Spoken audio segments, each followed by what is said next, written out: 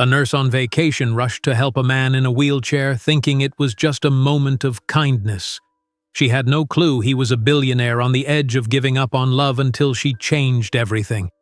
But before we dive into the full story, let me know where you're watching from and what time it is.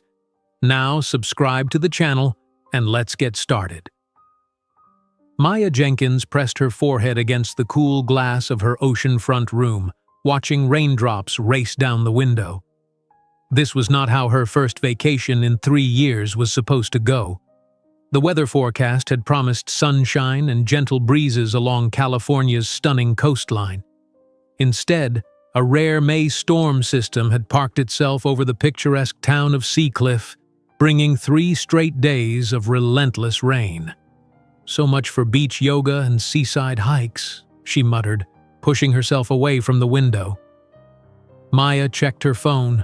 No new messages. Her friends back at Chicago Memorial Hospital were too busy saving lives to check in, and she couldn't blame them. The emergency department never slowed down, especially not for something as trivial as wondering how a colleague's vacation was going. She'd been one of them until 5 days ago, working herself to exhaustion, postponing personal time, and convincing herself that the hospital would fall apart without her. It took a minor fainting spell during a 12-hour shift for her supervisor to insist she take her accumulated vacation time. "You're burning out, Maya," Dr. Harrison had said, his voice uncharacteristically gentle. "You can't help anyone if you don't take care of yourself first." Now, trapped in her hotel room by the downpour, Maya was beginning to think she should have just stayed at work. At least there she felt useful. She grabbed her raincoat from the hook by the door. Staying cooped up for another minute would drive her mad.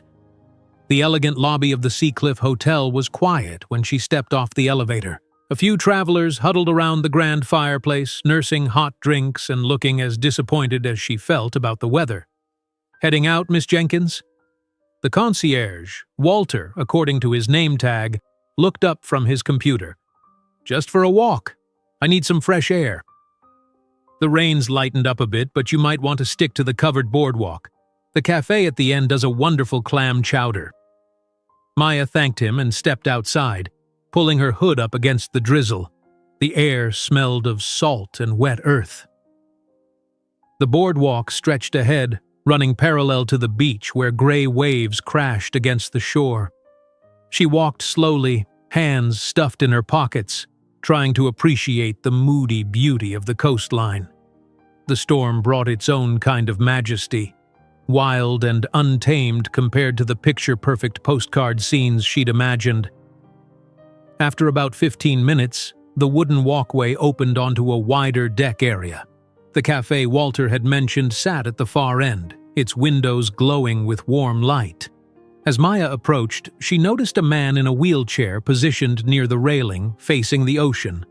Something about his stillness caught her attention. He sat unmoving, seemingly unconcerned about the light rain falling on him. No umbrella, no raincoat, just a thin sweater that was visibly dampening in the persistent drizzle. Her nurse's instincts kicked in. Was he okay? Had he been abandoned there? Was he having some kind of medical episode? Maya approached cautiously. "Excuse me," she called over the sound of the waves. "Are you all right?" The man didn't respond, continuing to stare out at the turbulent sea. She moved closer, coming around to see his face. He was in his early 40s, she guessed, with sharp features and dark hair touched with silver at the temples. Deep lines etched his forehead and the corners of his eyes, whether from pain or worry, she couldn't tell. He was handsome in a severe, weathered way, like someone who'd forgotten how to smile. "Sir, are you okay?" She tried again, louder this time. His eyes snapped to her, startlingly blue against his tanned skin. For a moment, he looked confused, as if he'd been pulled from deep thoughts, or perhaps he wasn't used to being addressed by strangers. "I'm fine," he said shortly, his voice rough as if from disuse. "Thank you." Maya should have nodded and walked away. The man had answered her. He wasn't in distress. But something kept her rooted to the spot. Perhaps it was the nurse in her that noticed how his hands trembled slightly on the armrests of his wheelchair, or how his lips had taken on a faint bluish tinge from the cold. "You're getting soaked," she pointed out. "The cafe is just over there. Wouldn't you rather wait out the rain inside?" His eyes narrowed slightly, studying her with an intensity that made her shift uncomfortably. "I prefer the view from here." Maya glanced at the churning ocean, then back at him. "It is beautiful, in a tempestuous sort of way." She paused. "But you're shivering."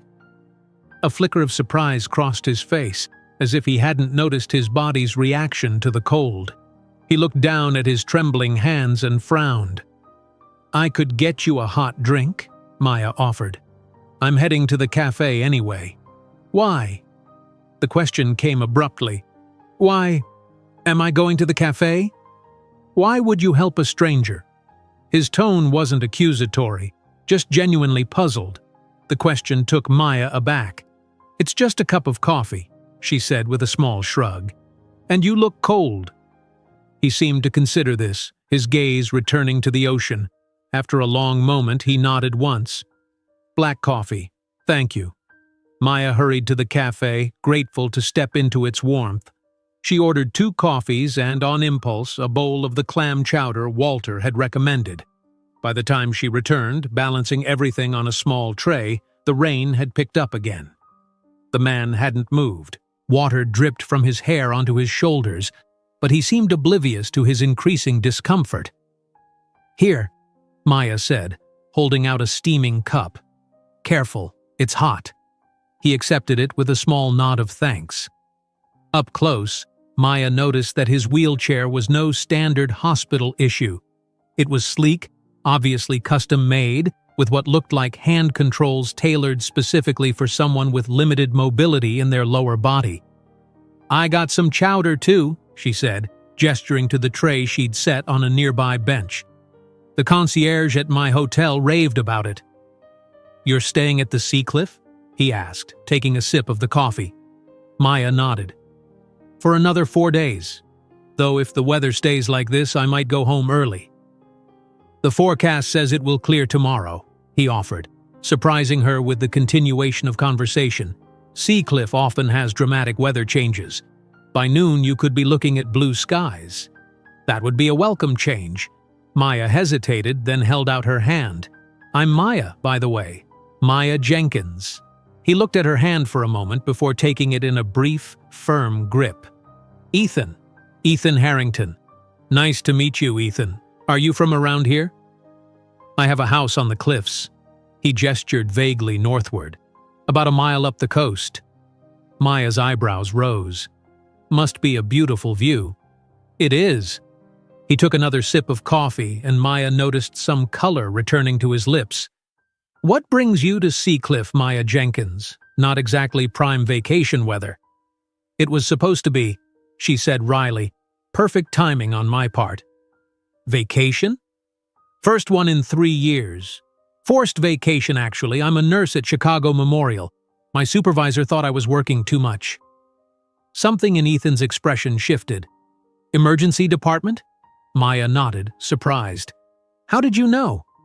A ghost of a smile touched his lips. "You have the look. Alert, quick to react, constantly assessing. My sister was an ER nurse." "Was?" "She switched to pediatric oncology 5 years ago. Says emergency medicine was aging her prematurely." Maya laughed. "She might be onto something. My friend Lily swears I've gotten new wrinkles since last year." Ethan studied her face with unexpected intensity. "I don't see any wrinkles." The comment, delivered so matter-of-factly, brought heat to Maya's cheeks. To cover her sudden embarrassment, she reached for the chowder. "You should try this before it gets cold." To her surprise, Ethan accepted the bowl and spoon she offered. As they sat in companionable silence, the rain began to ease, and patches of lighter gray appeared in the sky. "Maybe you were right about the weather changing," Maya observed. Ethan nodded, finishing the last of the chowder. "Seacliff doesn't do anything halfway, including storms." He checked his watch. I should be getting back." "Oh," Maya said, feeling a strange disappointment. "Do you need any help?" For the first time, a full smile transformed Ethan's face, softening the harsh lines and revealing a dimple in his right cheek. "I manage fine, but thank you." He placed the empty bowl on the tray and positioned his hands on the wheelchair controls. "It was nice meeting you, Ethan," Maya said. "Enjoy the improving weather." "You as well, Maya Jenkins." He paused, seeming to wrestle with something. "I have a tour boat that takes visitors along the coastline. If you're interested, it's going out tomorrow at 10. Ask for the Sea Whisper at the marina. The coffee would be my treat this time."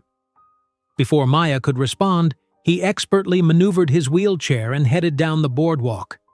She watched him go, his straight-backed posture and confident movements at odds with the lost man she'd first observed staring out at the storm.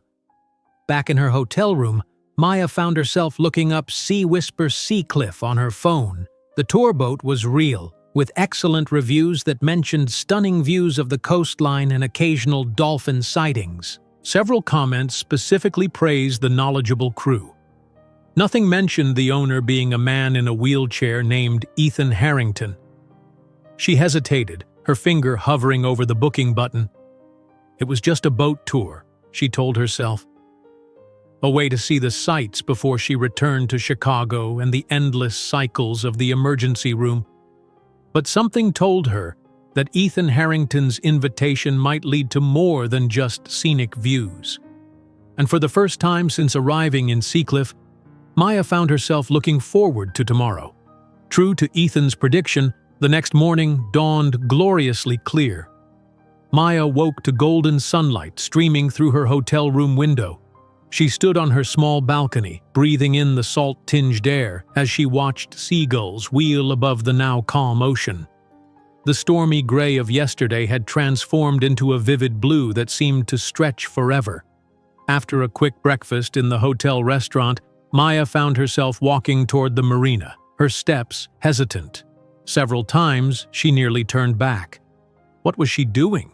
Going on a boat tour with a man she'd met for all of 15 minutes? A stranger who'd shared coffee and chowder with her in the rain? Yet something about Ethan Harrington intrigued her. The way he'd seemed so alone, staring out at the turbulent sea. The flicker of surprise when she'd offered him simple kindness. The unexpected invitation delivered with that brief, transformative smile. The marina bustled with activity. Fishing boats were returning with early morning catches, while pleasure craft prepared to head out for the day. Maya approached a weathered booth with Harbor Tours painted on its awning. "Excuse me," she said to the sunburned man inside. "I'm looking for the Sea Whisper." The man's bushy eyebrows rose. "You Maya Jenkins?" Surprised, she nodded. "Dock 7, he said, pointing. "They're expecting you." They? Maya followed his directions, passing rows of gleaming boats until she reached Dock 7. The Sea Whisper was not the small tour boat she had imagined. Instead, a sleek yacht, at least 60 feet long, gleamed in the morning sun. Its polished wood and chrome fittings spoke of luxury beyond anything Maya had anticipated. A young woman in crisp white shorts and a navy polo shirt emblazoned with Sea Whisper stood at the gangway.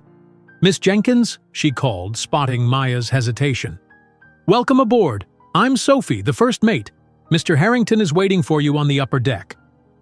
Maya stepped onto the gangway, suddenly self-conscious in her simple sundress and sandals. "I thought this was a tour boat," she said, her voice low. Sophie smiled. "It is, just a private one. Mr. Harrington doesn't do group tours anymore. This way, please." She led Maya up a curved staircase to an expansive deck furnished with comfortable seating and a small bar. Ethan sat by the railing, his wheelchair locked into place with some sort of mechanism built into the deck. He wore khaki pants and a light blue button-down that matched his eyes, looking far more put together than the rain-soaked man from yesterday. "You came," he said, and though his expression remained controlled, Maya thought she detected genuine pleasure in his voice. "I'm surprised you found space for me on such short notice," she replied, gesturing to the empty deck. Where are the other tourists? That hint of a smile played at his lips again. Today, it's just you. I can't afford a private yacht tour, Maya blurted, embarrassment heating her cheeks. I invited you as a thank you for the coffee and chowder. A rather extravagant thank you, don't you think? Ethan seemed to consider this. Perhaps. But the Sea Whisper was going out today anyway. He gestured toward the open ocean. Would you rather see the Sea Cliff coastline from here or from your hotel balcony? Put that way, the choice seemed obvious. Maya relaxed slightly, taking the seat across from him. I do appreciate the invitation. Sophie appeared with a tray of coffee and pastries. We'll be casting off in 5 minutes, Mr. Harrington. Captain Louis says the conditions are perfect today. Thank you, Sophie. As the yacht's engines hummed to life, Maya cradled her coffee cup. So, is giving private tours your hobby or your business? Neither, really. The Sea Whisper is my personal yacht. We occasionally do environmental surveys and research trips for the Harrington Marine Conservation Foundation, but mostly she's for pleasure. Maya nearly choked on her coffee. The Harrington Marine Conservation Foundation was one of the largest environmental organizations on the West Coast. She'd seen their logo on television specials about ocean preservation.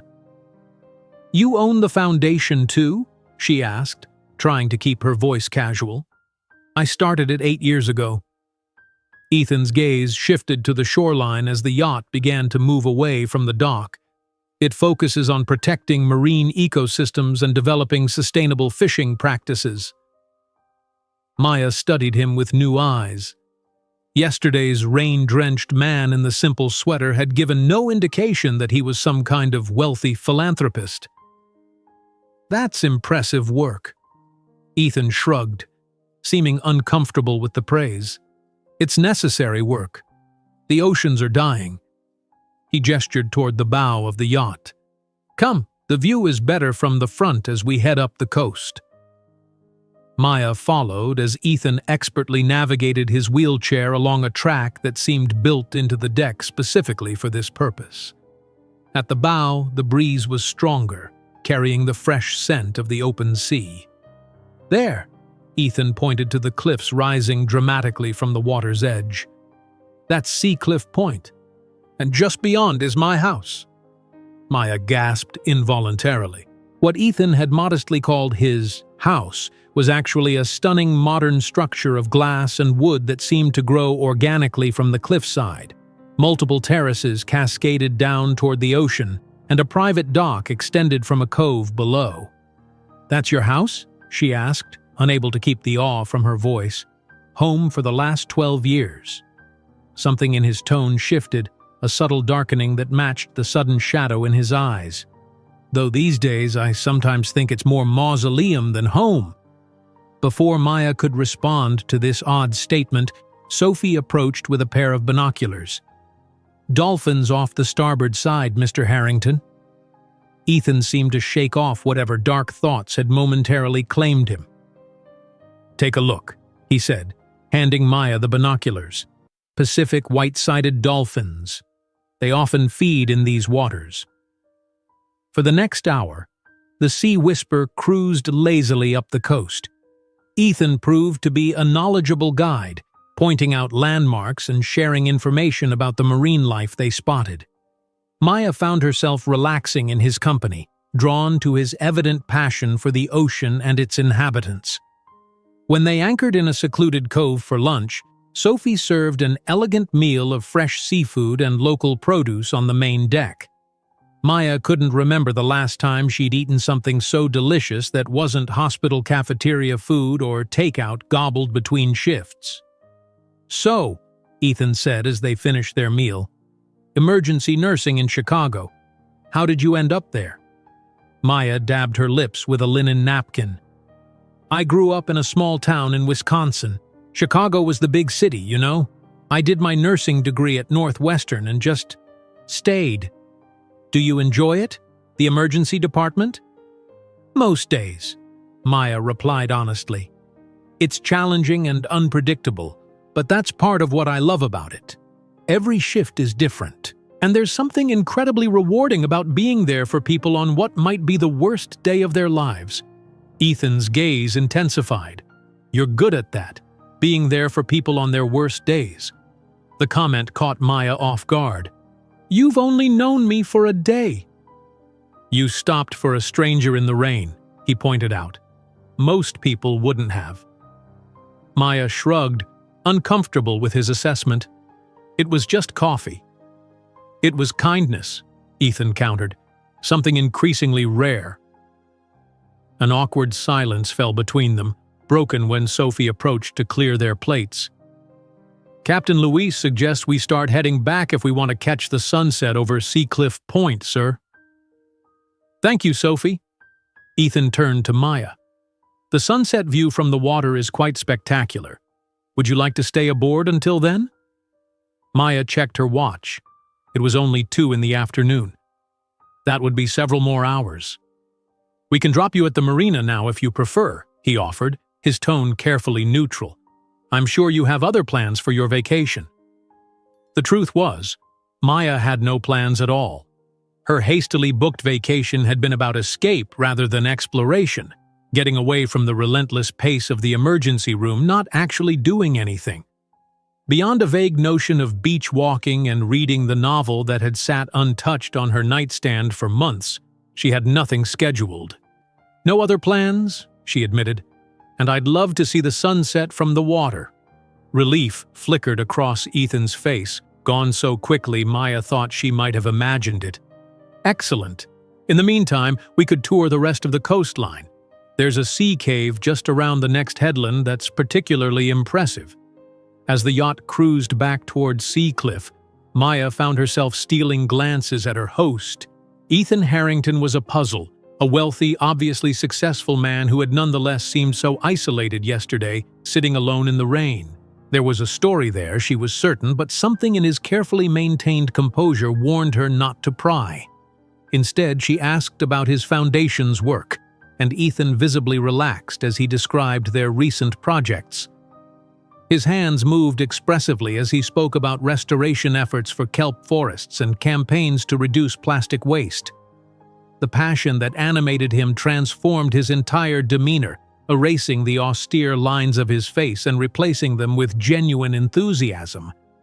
By the time the sun began its descent toward the horizon, bathing everything in a warm, golden glow, Maya realized she'd spent an entire day in the company of this enigmatic man and still knew almost nothing personal about him. He deftly directed their conversation toward marine conservation, local history, or questions about her life in Chicago, skillfully sidestepping any inquiries that might reveal more about himself. As the Sea Whisper positioned itself for an optimal view of the sunset, Ethan grew quiet again, his gaze fixed on the horizon. In profile against the blazing sky, there was something almost classical about his features, like a statue weathered by time and elements but still bearing the mark of its creator's intention. "Penny for your thoughts," Maya said softly, breaking the silence between them. Ethan turned to her, his blue eyes reflecting the fiery hues of the setting sun. "I was thinking," he said with unexpected candor, "that this is the first time in a very long time that I've actually wanted company on the Sea Whisper." Before Maya could respond to this startling admission, Sophie appeared with 2 glasses of champagne. "Sunset toast, as usual, Mr. Harrington?" Ethan accepted the glasses, handing one to Maya. "2 unexpected encounters," he said, raising his glass. "And kindness in the rain," Maya added, touching her glass gently to his. As the sun slipped below the horizon in a final blaze of glory, Maya couldn't shake the feeling that something significant had shifted between them, and perhaps within Ethan himself. "I can't accept this," Maya said, staring at the small envelope Ethan had handed her as the Sea Whisper docked at the marina. The sunset cruise had extended into an evening of easy conversation over a simple but exquisite dinner served on deck. "It's just an invitation," Ethan replied, his expression guarded, "to a charity gala that costs $5,000 per plate." Maya waved the embossed invitation. That's more than a month's rent for my apartment." A hint of that now familiar smile played at the corner of Ethan's mouth. "As the founder, I do get a few complimentary tickets." Maya hesitated. The Harrington Marine Conservation Foundation Gala was apparently the social event of the season in Seacliff, scheduled for tomorrow evening at the historic Cliffside Hotel. The thought of attending such an upscale event made her stomach knot with anxiety. "I didn't pack anything appropriate for something like this."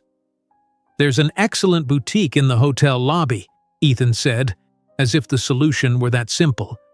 He must have seen the hesitation in her face because he added more softly, "Please come, Maya. These events are challenging for me. Having someone there who doesn't look at me with pity or calculation would be a welcome change." It was the most personally revealing thing he'd said all day, and it caught Maya off guard. She found herself nodding before she could overthink it. "All right, but I'm buying my own dress." "As you wish." He handed her a business card. "My private number. Text me when you arrive, and I'll meet you in the lobby." Sophie appeared to help Ethan navigate the gangway, and Maya watched as his wheelchair descended via a specialized lift. On solid ground, he turned to look up at her. "Thank you for coming today." "Thank you for inviting me. It was unexpected." Something flickered in Ethan's eyes. Amusement, perhaps. Life's most valuable experiences often are. With that enigmatic statement, he maneuvered his wheelchair and headed toward a sleek black Range Rover with a modified driver's compartment. The driver, a broad-shouldered man with close-cropped hair, opened a specialized door and helped Ethan transfer from his wheelchair. The chair itself was expertly folded and stowed by Sophie before she closed the door and waved as the vehicle pulled away. Maya stood on the dock, the invitation still in her hand, wondering what exactly she had gotten herself into. Back in her hotel room, she poured herself a glass of wine from the minibar and called her best friend and fellow nurse, Lily. "Let me get this straight," Lily said after Maya recounted the day's events. "You met a mysterious millionaire." "Probably billionaire, actually," Maya interrupted, recalling the yacht, the cliffside house, and the foundation that bore his name. "Fine mysterious billionaire in a wheelchair who invited you on his private yacht and now wants you to attend a fancy charity gala as his... What? Date? Emotional support nurse?" "It's not like that," Maya protested, though she wasn't entirely sure what it was. "I think he's just lonely." "Honey, lonely billionaires are trouble. They get used to buying whatever they want, including people." "Ethan's not like that." Maya surprised herself with the certainty in her voice. "There's something, I don't know, genuine about him. He's guarded, yes, but not fake." Lily sighed. "Just be careful, okay? You have a savior complex the size of Lake Michigan. Not everyone needs or wants saving." "I do not have a savior complex," Maya objected. "You collect strays and lost causes like some people collect shoes. Remember that surgeon who was going through a divorce? Or the med student having a breakdown over his boards? You tried to fix them both." "That's called being a supportive friend. It's called turning yourself into an emotional support human at the expense of your own well-being." Lily's voice softened. "You're supposed to be on vacation, resting, not getting entangled with a complicated man, no matter how rich or intriguing he is." Maya glanced at the invitation on her nightstand. "It's just a gala, Lily. One evening. Then I'll finish my vacation and go back to Chicago. And that will be that." But even as she said the words, she wondered if she was trying to convince Lily or herself. The next day, Maya spent far too much time at the boutique in the Seacliff Hotel lobby. The shop assistant, a stylish woman named Vivian, helped her navigate racks of designer evening wear that made Maya's credit card wince just looking at them. "This one," Vivian said finally, holding up a midnight blue gown with a subtle shimmer. "It complements your coloring perfectly." The dress did look stunning on, though Maya blanched at the price tag. Still, she reasoned, how often did emergency room nurses get to attend galas? This was a once-in-a-lifetime splurge. After a visit to the hotel's salon for an updo that tamed her usually unruly dark curls, Maya barely recognized herself in the mirror. The woman who stared back looked elegant, polished, worlds away from the scrubs-wearing nurse who handled trauma cases with efficient competence. At precisely 7 o'clock, Maya texted Ethan that she was in the lobby. Less than 5 minutes later, the elevator doors opened and he emerged. Maya's breath caught. Ethan in casual clothes had been handsome. Ethan in a perfectly tailored tuxedo was devastating. The severe cut emphasized his broad shoulders and the lean strength of his upper body. His dark hair was neatly combed and he'd shaved the slight stubble that had shadowed his jaw yesterday. He spotted her immediately, his eyes widening slightly as he took in her transformation. He navigated through the crowded lobby with practiced ease, coming to a stop directly in front of her. "You look beautiful," he said simply. Heat rose to Maya's cheeks. "Thank you. You clean up pretty well yourself." A flash of genuine amusement lit his eyes. "High praise, shall we?" The ballroom was already filled with Seacliff's elite when they entered. Conversations hushed momentarily as heads turned toward them, and Maya fought the urge to shrink under the scrutiny. Ethan, however, seemed to expect it. His posture remained impeccable, his expression composed as he guided his wheelchair to a table near the front of the room. "Mr. Harrington," a silver-haired man approached, hand extended. "Wonderful event as always. And who is your lovely companion?" "Senator Collins," Ethan replied with cool politeness. "May I present Maya Jenkins? Maya, Senator Thomas Collins." "Charmed," the senator said, though his eyes barely flickered over Maya before returning to Ethan. "I've been hoping to discuss the zoning proposal for the Parker's Cove development. My office has been trying to reach you for weeks. And my office has consistently explained our foundation's position on the matter," Ethan replied, his tone cordial but firm. "If you'll excuse us, I see the governor has arrived." He smoothly maneuvered away, leaving the senator looking slightly affronted. "Sorry about that," Ethan murmured to Maya. "Politics and conservation make for uncomfortable bedfellows." "You handled it well," Maya observed. "I'm guessing this happens a lot?" "These events are as much about networking and influence as they are about fundraising," Ethan admitted. "Everyone wants something." "What does Senator Collins want?" "Development rights for a pristine section of coastline that serves as a critical habitat for several endangered species." Ethan's jaw tightened. "Our foundation has been fighting it for years." Before Maya could respond, they were approached by a striking woman in her 50s, elegant in a crimson gown. "Ethan, darling," she said, bending to kiss his cheek, "you've been avoiding my calls." "Rebecca," Ethan acknowledged with a slight nod. "May I introduce Maya Jenkins? Maya, this is Rebecca Harrington, my former mother-in-law." Maya tried to keep the surprise from her face. Mother-in-law meant Ethan had been married. Former meant… what? Divorce? Death? How unexpected, Rebecca said, eyeing Maya with open curiosity. "Ethan hasn't brought a date to one of these functions since…" "How is Alexander?" Ethan interrupted smoothly. "Still in London?" Rebecca's smile tightened. "My son is thriving, thank you. His firm just opened another office in Singapore." She turned to Maya.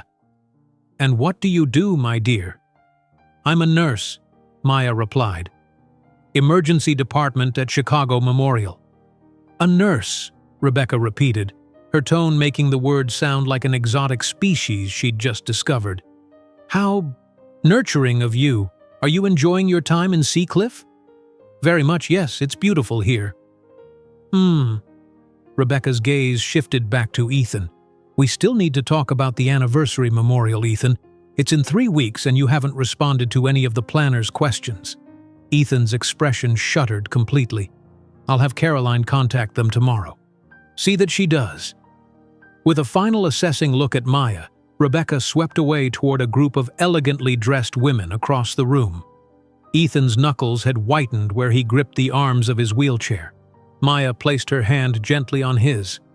"Are you okay?" He seemed startled by the touch. looking down at their hands before carefully withdrawing his. "I'm fine. Rebecca has that effect on most people." The dinner portion of the evening began, saving Maya from having to respond. Throughout the elaborate 5-course meal, Ethan was the perfect host, introducing her to various guests and keeping the conversation flowing smoothly. But Maya noticed that a shadow had fallen over him since Rebecca's mention of the anniversary memorial, whatever that was. After dinner, Ethan was called to the podium for a speech. Maya watched as he navigated to the stage, where a specialized lift allowed his wheelchair access. The ballroom fell silent as he positioned himself behind the microphone. 7 years ago, he began, his voice strong and clear, I founded the Harrington Marine Conservation Foundation with a simple mission: to protect our oceans for future generations. Today, that mission has expanded beyond what I could have imagined. Maya listened, captivated, as Ethan outlined the Foundation's achievements and ongoing projects. He spoke with passion and authority, completely at ease in front of the hundreds of wealthy donors. This was clearly a man accustomed to leadership, to being heard and respected. But our work is far from done, he continued. The threats to our marine ecosystems grow more severe each year. Tonight, I'm announcing a new initiative, the Harrington Coastal Preservation Project, which will seek to protect 50 miles of California coastline from development and pollution. Applause erupted, though Maya noticed Senator Collins and several others remained stone-faced. Your generosity tonight, Ethan concluded, is an investment not just in our foundation, but in the future of our planet. Thank you. As he left the stage, the room rose in a standing ovation. Maya stood with them, struck by the contrast between the commanding man who had just addressed the crowd and the solitary figure she'd found staring out at the storm 2 days ago. When Ethan returned to their table, the tension in his shoulders was visible despite his composed expression. The evening continued with dancing and more mingling, but Ethan grew increasingly withdrawn as the hours passed. "Would you like to get some air?" Maya suggested quietly, noticing the way his gaze kept drifting toward the exits. Relief flickered across his face. Yes, the terrace should be quieter. The night air was cool and crisp compared to the warmth of the ballroom. Stars glittered overhead, and the distant sound of waves breaking against the shore provided a soothing backdrop. They were alone on the terrace, the other guests still captivated by the live band inside. "Thank you," Ethan said after a moment of silence. "These events are necessary but draining." "You seemed very much in your element during your speech," Maya observed. "Years of practice." He moved to the stone balustrade, gazing out at the dark ocean. "Before the accident, I actually enjoyed these gatherings." Maya's breath caught. It was the first time he'd mentioned an accident. "What happened?" she asked softly, then immediately backtracked. "I'm sorry, that's too personal. You don't have to—" "Sailing accident," Ethan said, his voice flat. 5 years ago, a storm came up suddenly.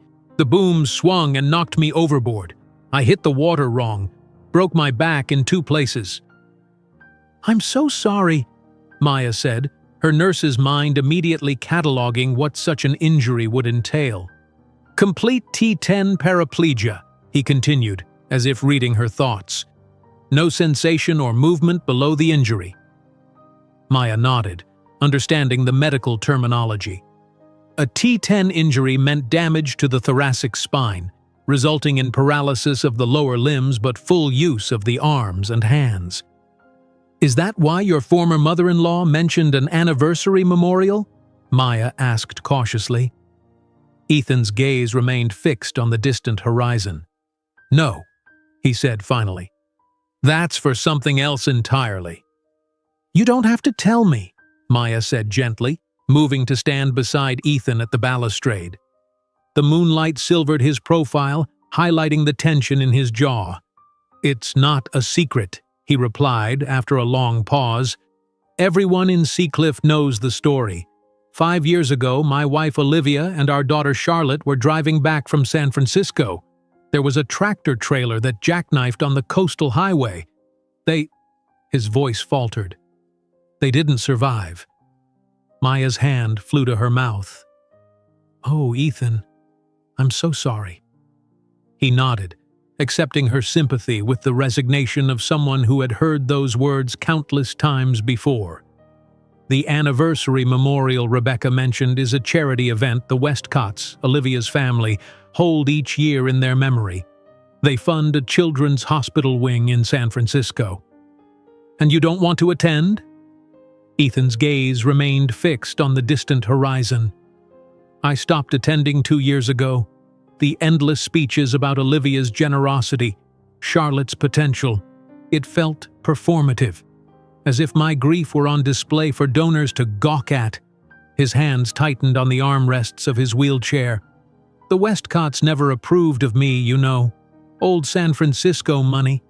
They thought Olivia married beneath her despite my success. Hence Rebecca's reaction to meeting me," Maya said, understanding dawning. "She probably thought I wasn't up to Westcott standards either." A hint of that rare smile touched Ethan's lips. "Rebecca believes no one is good enough for her family, so don't take it personally." The smile faded. "After the accident, they made it clear they thought I had failed Olivia by not being there when she needed me." "That's unfair," Maya protested. "You couldn't have prevented the truck accident." "I could have been in the car with them. I was supposed to be. A last-minute business emergency kept me in Seacliff that day.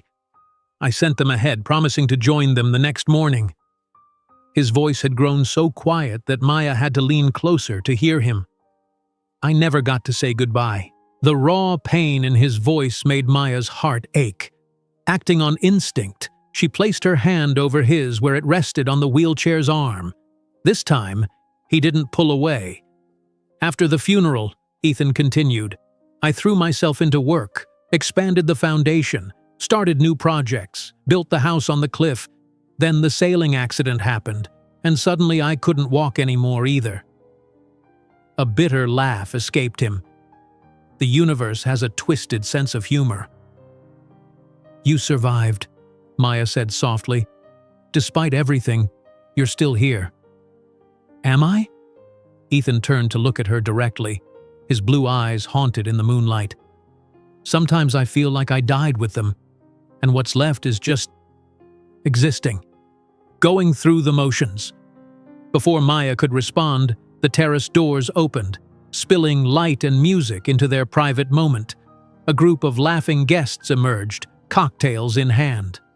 "Perhaps we should return inside," Ethan said, his public mask sliding back into place so quickly that Maya might have imagined its absence. "People will talk if the host is missing for too long." The remainder of the gala passed in a blur of introductions and polite conversation. Ethan maintained his composed demeanor, though Maya now recognized the subtle signs of strain around his eyes. When he finally suggested they leave shortly after midnight, she readily agreed. Ethan's driver was waiting with the Range Rover at the hotel entrance. "Could we drop Miss Jenkins at the Seacliff Hotel?" Ethan asked as the driver helped him transfer from his wheelchair to the vehicle. "Of course, sir." Once they were both settled in the spacious back seat, a barrier of silence fell between them. Maya wondered if Ethan regretted his moment of vulnerability on the terrace. She searched for something to say that wouldn't sound trivial after the weight of his revelations. "Thank you for inviting me tonight," she finally offered. It was enlightening. Ethan glanced at her, a question in his eyes. "Enlightening?" "Seeing you in your element. The Foundation's work is impressive." She paused. "And I understand better now why you were alone in the rain that day." His gaze sharpened. "What do you mean?" "The anniversary of your loss is approaching. That's why you were out there, wasn't it? Thinking about them." Ethan looked away, but not before Maya caught the flash of pain in his eyes. "You're observant. It's part of my job." She hesitated. "In the ER, we see people on their worst days. I've learned to read between the lines." The car pulled up to the Seacliff Hotel, its lobby still brightly lit despite the late hour. "My last full day in Seacliff is tomorrow," Maya said suddenly. "I fly back to Chicago the day after." Something flickered across Ethan's face. Disappointment, perhaps. "I see. Did you have plans for your final day?" "Nothing specific." Maya surprised herself with her next words. "Would you like to join me for lunch? Somewhere simple this time. My treat." Ethan studied her for a long moment as if trying to decipher her motives. "Why?" The directness of the question took her aback. "Because I enjoy your company." "Even knowing what a mess I am?" His tone was light, but the question itself was heavy with meaning. Maya smiled gently. "Ethan, I work in an emergency room. I specialize in messes." For a moment she thought he might decline. Then that small, transformative smile appeared. "Lunch would be nice. There's a cafe in town, the Blue Door. Best sandwiches on the coast. Shall we say 1 o'clock? Maya nodded. 1 o'clock it is. The driver had already exited to retrieve her wheelchair from the trunk. Ethan reached across the space between them and briefly took her hand. "Thank you, Maya, for listening, for not offering empty platitudes." The simple sincerity of his words warmed her more than she cared to admit. "That's what friends do." His eyebrows rose slightly at the word friends, but he didn't comment. "Good night, Maya Jenkins." "Good night, Ethan Harrington." As she watched the Range Rover pull away, Maya wondered when exactly her simple act of kindness in the rain had evolved into friendship with this complex, wounded man, and whether, given her imminent departure, that friendship was wise for either of them. In her hotel room, Maya slipped out of her evening gown and hung it carefully, a memento of an unexpected night. Her phone buzzed with a text from an unknown number. "Thank you again for tonight. Sleep well. E." She saved the number under Ethan Harrington and typed a quick reply. "You too. See you tomorrow." As she settled into bed, Maya's mind replayed their conversation on the terrace. The pain in Ethan's voice when he spoke of his family, the way he'd said he was just existing. It sparked her nurse's instinct to heal, to help, but this wasn't a physical wound she could bandage or a condition she could treat. Lily's warning echoed in her thoughts. You have a savior complex the size of Lake Michigan. Maybe her friend was right. Maybe she was getting too invested in a man she barely knew, whose life was worlds away from her own. In 2 days, she'd be back in Chicago, and this brief connection would fade like a pleasant dream. Still, as sleep claimed her, Maya couldn't shake the image of Ethan sitting alone in the rain, or the way his rare smile transformed his entire face. Morning brought another gloriously sunny day. Maya spent it walking along the beach, collecting shells and enjoying the simple pleasure of having nowhere to be. At noon, she returned to her hotel to change for lunch, opting for a casual sundress and sandals. The Blue Door Cafe turned out to be a charming establishment with weathered blue shutters and a view of the town's small harbor. Ethan was already there when she arrived, seated at a corner table on the outdoor patio.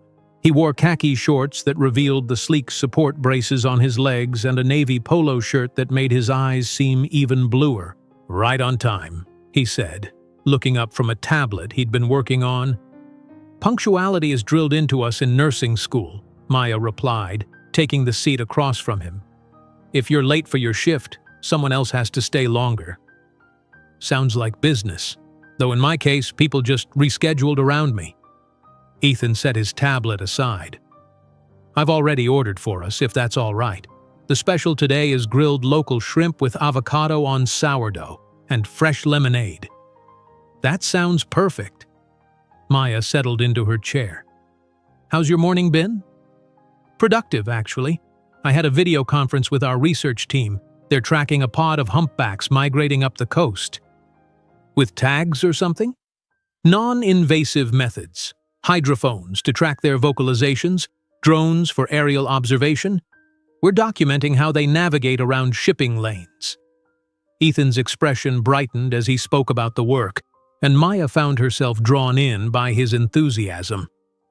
Their sandwiches arrived, enormous creations that looked as delicious as Ethan had promised.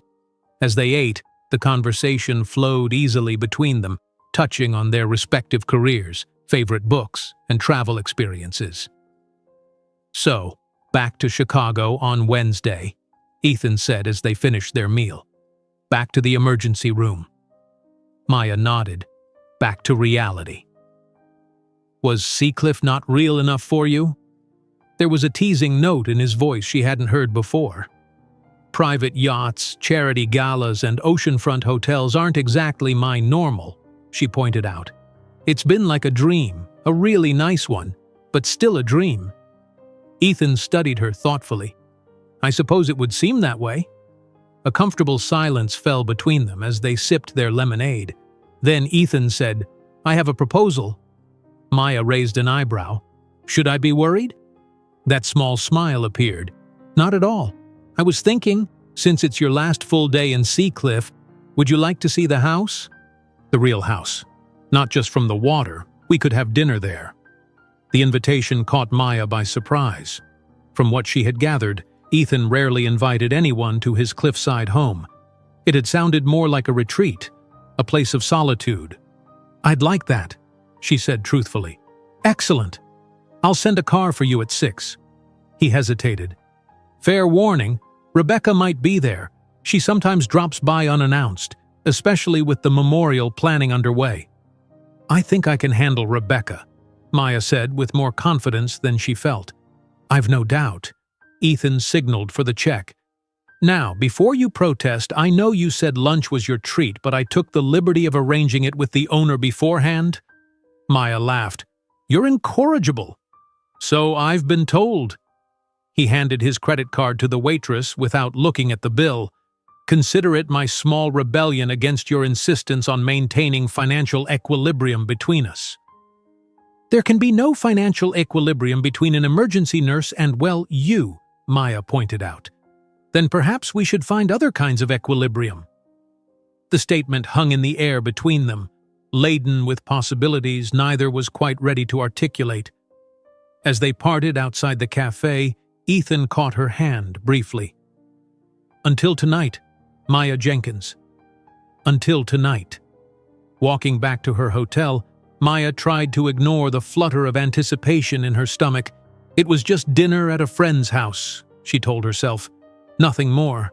Yet as she scrolled through her limited vacation wardrobe, trying to decide what to wear, she couldn't deny that whatever was developing between her and Ethan felt significant and terribly ill-timed given her imminent departure. At precisely 6 o'clock, a sleek silver Tesla pulled up to the hotel entrance. The driver, a different man from the previous night, opened the door for her with practiced courtesy. "Ms. Jenkins, Mr. Harrington sent me to bring you to the residence." As they wound up the coastal road, Maya watched the ocean sparkle in the early evening light. The reality of returning to Chicago in less than 48 hours pressed on her like a physical weight. For the first time, she found herself wishing her vacation could be extended, a stark contrast to her initial feeling that it might be too long. The car turned onto a private drive, passing through an unobtrusive but clearly high-tech security gate. As they rounded the final curve, the house came into full view, even more spectacular up close than it had appeared from the water. Built into the very face of the cliff, its multiple levels seemed to cascade down toward the ocean. Walls of glass reflected the golden sunset, while natural stone elements anchored the structure to its rugged setting. It was a masterpiece of modern architecture, both boldly assertive and somehow perfectly harmonious with its surroundings. The driver pulled up to a circular driveway where Ethan waited in his wheelchair, silhouetted against the dramatic backdrop of his home and the endless ocean beyond. "Welcome to Cliff Haven," he said as Maya stepped from the car. "I hope you're hungry." Cliff Haven was even more breathtaking on the inside than its exterior had suggested. Ethan led Maya through an entryway of warm wood and stone into a great room where the boundary between indoors and out seemed to dissolve. Floor-to-ceiling windows framed the Pacific like a living painting. while comfortable yet elegant furnishings in shades of blue and sand created an atmosphere of casual luxury. "This is incredible," Maya breathed, drawn to the windows and the panoramic view beyond. "Thank you." Ethan moved to join her. "I designed most of it myself after the accident. The original house was my grandfather's, a traditional place, lots of stairs and narrow doorways, not exactly wheelchair-friendly. Maya noticed then how the space was subtly adapted for accessibility. Wider doorways, smooth transitions between rooms, everything at the perfect height for someone seated. Yet these adaptations were so seamlessly integrated into the design that they enhanced rather than compromised the aesthetic. "You have excellent taste," she said. "I had motivation. After months in hospitals and rehabilitation centers, I wanted a home that didn't feel medical." He gestured toward the terrace. "Would you like a glass of wine? The sunset is particularly beautiful from out there." The terrace extended like the prow of a ship, offering an unobstructed view of the coastline and the ocean beyond. A fire pit surrounded by comfortable seating occupied one end, while the other held a dining table already set for two. The sound of waves against the cliff face below provided a soothing soundtrack. A woman in her 60s appeared carrying a tray with wine and appetizers. "Here you are, Mr. Harrington." "Thank you, Mrs. Chen. Maya, this is Eleanor Chen, who keeps Cliff Haven and me functioning. Eleanor Maya Jenkins." The housekeeper smiled warmly. "It's a pleasure, Ms. Jenkins. Dinner will be ready in an hour, as requested." After she departed, Ethan poured 2 glasses of wine, a pale gold Chardonnay that caught the fading sunlight. "To new friendships," he said, raising his glass. "To new friendships," Maya echoed, though the word friendship felt inadequate for the connection that had formed between them in such a short time. They sipped their wine in comfortable silence, watching the sun descend toward the horizon in a blaze of orange and pink. The moment felt intimate in a way that made Maya acutely aware of how little she knew about this man, yet how drawn she was to him. "When you said you designed this place," she ventured finally, "did you mean architecturally? Are you an architect?" Ethan shook his head. "Engineer by training, MIT, then Stanford for my MBA. I started in tech, then moved into sustainable energy. The foundation came later after I sold my company." "What company?" "Harrington Tech. We developed solar panel technology."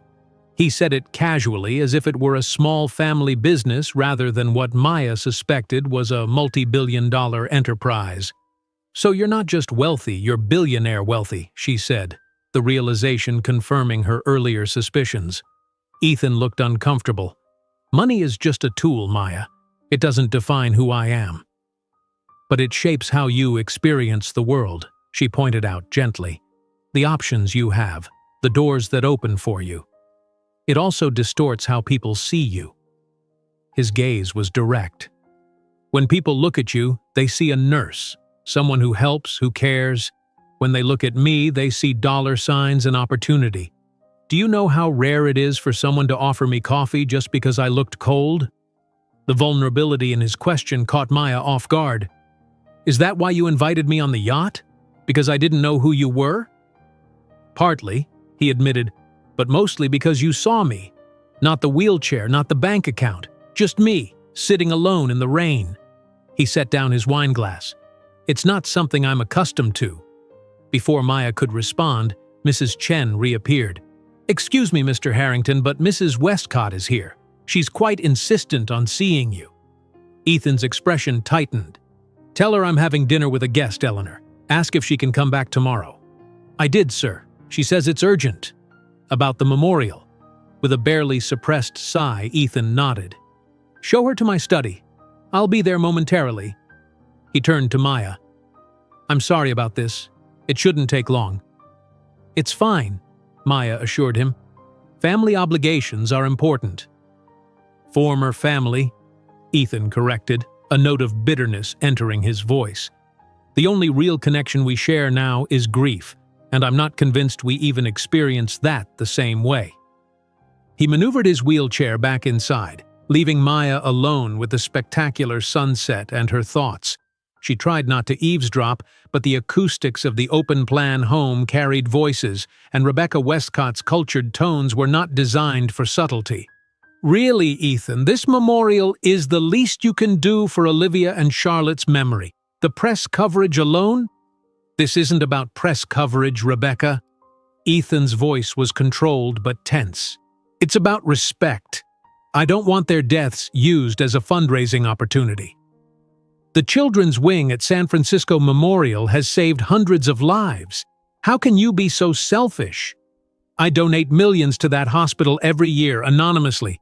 I simply don't see why my grief needs to be on public display to raise money." There was a pause. Then Rebecca's voice turned sickeningly sweet. "I met your little nurse at the gala. She seems nice. Does she know about Olivia? About what really happened?" Maya stiffened, straining to hear Ethan's response, but his voice had dropped too low. Rebecca's reply, however, carried clearly. "She deserves to know what kind of man you really are, Ethan, before she gets too involved." Unable to resist, Maya moved closer to the terrace doors. From this position, she could see part of the study where Ethan sat facing his former mother-in-law. His back was rigid, his hands gripping the arms of his wheelchair so tightly his knuckles had gone white. "That's enough, Rebecca. Maya has nothing to do with this." "Doesn't she? You've hardly looked at another woman in 5 years, and suddenly you're parading around with this nurse from nowhere?" "I'm not parading anywhere." Ethan's voice had taken on a dangerous edge. "And I'd suggest you remember that while the Westcotts may control the memorial, I control the foundation that funds most of your family's charitable endeavors." Rebecca's laugh was cold. "Are you threatening me, Ethan?" "How unbecoming." "Simply stating facts. Now, if you'll excuse me, my dinner is getting cold." "Fine, but I expect you at the planning meeting next week. Your absence has been noted, and not favorably." Maya hurried back to her original position by the railing, not wanting to be caught eavesdropping. A few moments later, she heard the click of heels on the hardwood floor and then the distant sound of a door closing. Ethan didn't immediately return. Minutes stretched, and Maya wondered if she should go find him or pretend she hadn't heard anything. Finally, she decided on honesty and went inside. She found Ethan in his study, staring out a window that faced away from the ocean, toward the darkening land. "I'm sorry," she said softly. "I couldn't help overhearing some of that." He didn't turn. Rebecca has always had a gift for volume when it suits her purpose. Maya hesitated, then asked the question that Rebecca's words had planted. "What did she mean about what really happened?" Ethan's shoulders tensed, then dropped in what looked like resignation. He turned his wheelchair to face her. "You might as well know. Everyone else in Seacliff does." He gestured to a chair. "Sit, please." Maya sat, noting the elegant but clearly masculine design of the study. Leather, dark wood, and walls lined with books. No photographs, she realized. Unlike the rest of the house, there were no personal mementos visible here. "Olivia and I were having problems before the accident," Ethan began, his voice flat. "Serious ones. She had taken Charlotte to her parents' home in San Francisco while we decided things." "You were separating?" Maya asked gently. "Heading for divorce, most likely. It wasn't just one thing. My work schedule, her family's constant interference." He paused. "And I wasn't always the husband I should have been. I was building my company, focused on success. I missed important moments, took her for granted." Maya waited, sensing there was more. The day of the accident, Olivia had called to say she was bringing Charlotte home, that she wanted to try again. His voice grew strained. "I was supposed to drive up and meet them halfway, but a crisis at work kept me here. I sent them ahead, promised to make it up to them." The weight of that decision hung in the air between them. "Rebecca believes, and has made sure others believe, that if I had been there, somehow the accident wouldn't have happened. that I chose work over my family one too many times and it cost them their lives. That's not fair, Maya said quietly. You couldn't have known. Ethan's smile was bitter. Fairness has nothing to do with it. The truth is, I do blame myself. Not for the accident itself, but for all the moments before it. The missed birthdays, the abbreviated vacations, the late nights at the office. He looked down at his legs. And then the universe decided one punishment wasn't enough. Maya rose from her chair and went to him, surprising them both by kneeling beside his wheelchair and taking his hand. Listen to me, Ethan. Accidents happen. Terrible, random, senseless accidents. As a nurse, I see them every day. You carrying this guilt won't bring them back. It only prevents you from living. Ethan stared at their joined hands. I don't know if I remember how to live, Maya. Not really. You designed this beautiful house. You run your foundation. You invited a stranger for coffee when she intruded on your solitude. She smiled gently. Those are acts of living. Something shifted in his eyes, a softening, a vulnerability he had kept carefully guarded. Slowly, hesitantly, he raised his free hand to touch her cheek. You're quite extraordinary, Maya Jenkins. The moment hung between them, charged with possibility. Maya was acutely aware of the warmth of his hand against her skin, the intensity of his gaze. For a breathless instant, she thought he might kiss her. Then Mrs. Chen's voice broke the spell. Dinner is ready, Mr. Harrington. Ethan dropped his hand, the moment passing. Thank you, Eleanor. We'll be right there. Maya stood, feeling oddly unsteady. I should freshen up, she said, looking for an excuse to regain her composure. Of course, the powder room is just down the hall. In the elegant bathroom, Maya stared at her reflection. Her cheeks were flushed, her eyes bright. What are you doing? She whispered to herself. You leave tomorrow. But logic couldn't override the undeniable connection she felt to Ethan. In just 3 days, he had gone from stranger to… what? Friend seemed insufficient, yet anything more seemed impossible given the circumstances. When she returned to the dining room, Ethan had composed himself as well. Dinner was a delicious affair of locally caught seafood prepared with simple elegance. Their conversation carefully avoided both Rebecca's visit and the charged moment in the study, focusing instead on safer topics. Maya's experiences in the ER, Ethan's foundation projects, books they had both enjoyed. As the meal concluded, Ethan suggested coffee on the terrace. The night had grown cool, and he activated the fire pit with a touch on his phone. The flames cast a warm glow over the space, stars glittering above and the dark ocean stretching to the horizon. I should probably call for the car soon, Maya said reluctantly.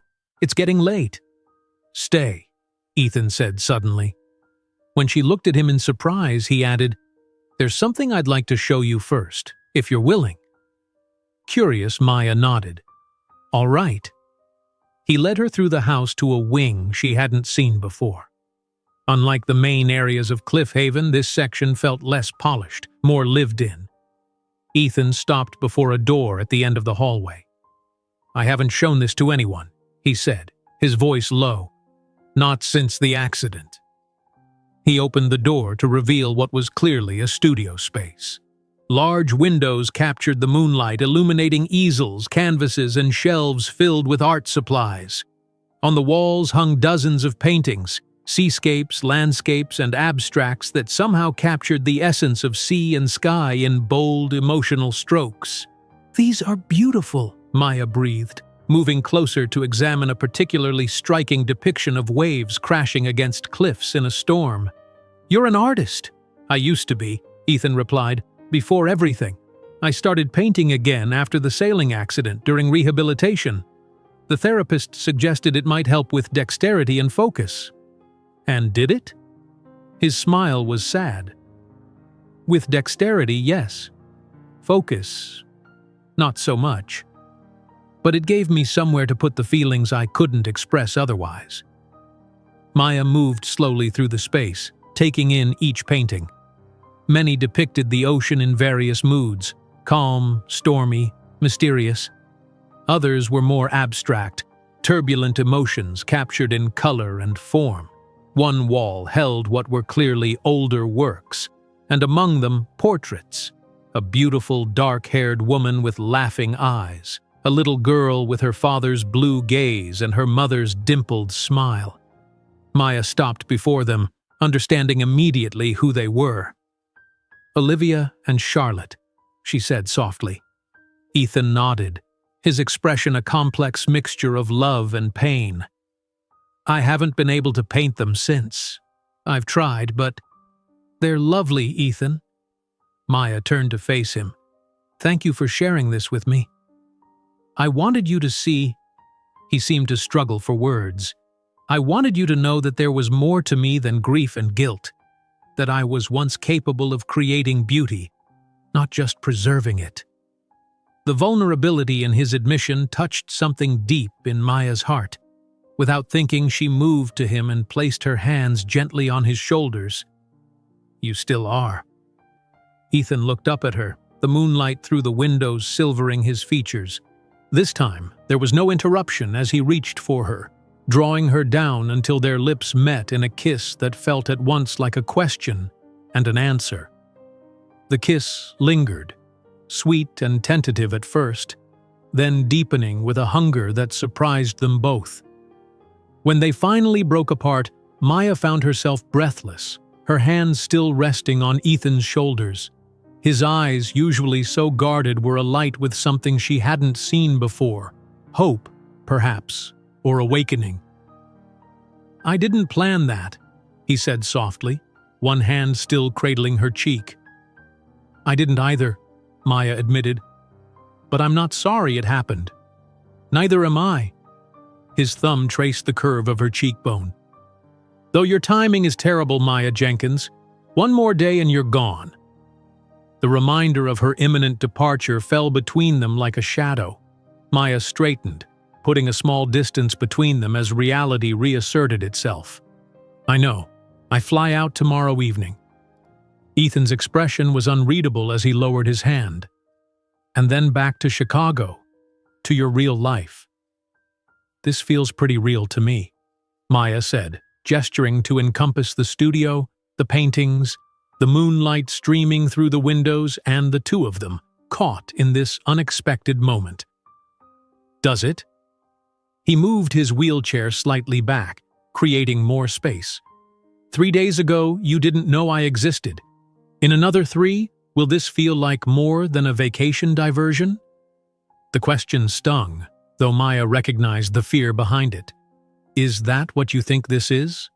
A diversion?" "I think," Ethan said carefully, "that we hardly know each other. That connections formed in extraordinary circumstances don't always translate to ordinary life. That Chicago and Seacliff are separated by more than just miles." "You're pulling away," Maya observed, hurt despite understanding his caution. "Because I'm leaving." Ethan wheeled over to the window, his profile sharp against the moonlight. "I'm being realistic. You have a life in Chicago, a career, friends, a future. I have this." He gestured vaguely, indicating Cliff Haven, his foundation, the remains of a life rebuilt from tragedy. "Why can't those things intersect?" Maya asked, moving to stand beside him at the window. "Planes exist, Ethan. So do phones and video calls. Long-distance relationships are difficult enough without adding my complications to the mix. By complications, do you mean your wheelchair, or your grief, or your wealth?" Maya's voice was gentle but insistent. "Because none of those things defines who you are to me." Ethan turned to look at her, his expression pained. "You say that now, but long distance means you'd fly here or I'd fly there. You'd have to navigate my world or I'd have to navigate yours. Eventually, the reality of who I am, all of it, would matter." "It already matters," Maya countered.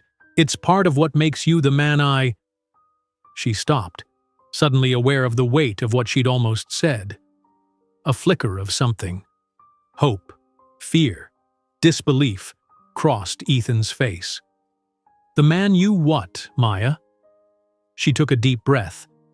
"The man I'm falling for, against all logic and reasonable timelines." Ethan closed his eyes briefly, as if her words caused him physical pain. When he opened them again, the raw vulnerability there made Maya's heart ache. "I haven't felt this way in a very long time," he admitted. "I didn't think I could, or should." "Why shouldn't you?" "Because I failed the last people who loved me." His voice was barely audible. "I don't deserve a second chance." Maya knelt beside his wheelchair, taking his hands in hers. "Everyone deserves a second chance, Ethan. Even you, especially you."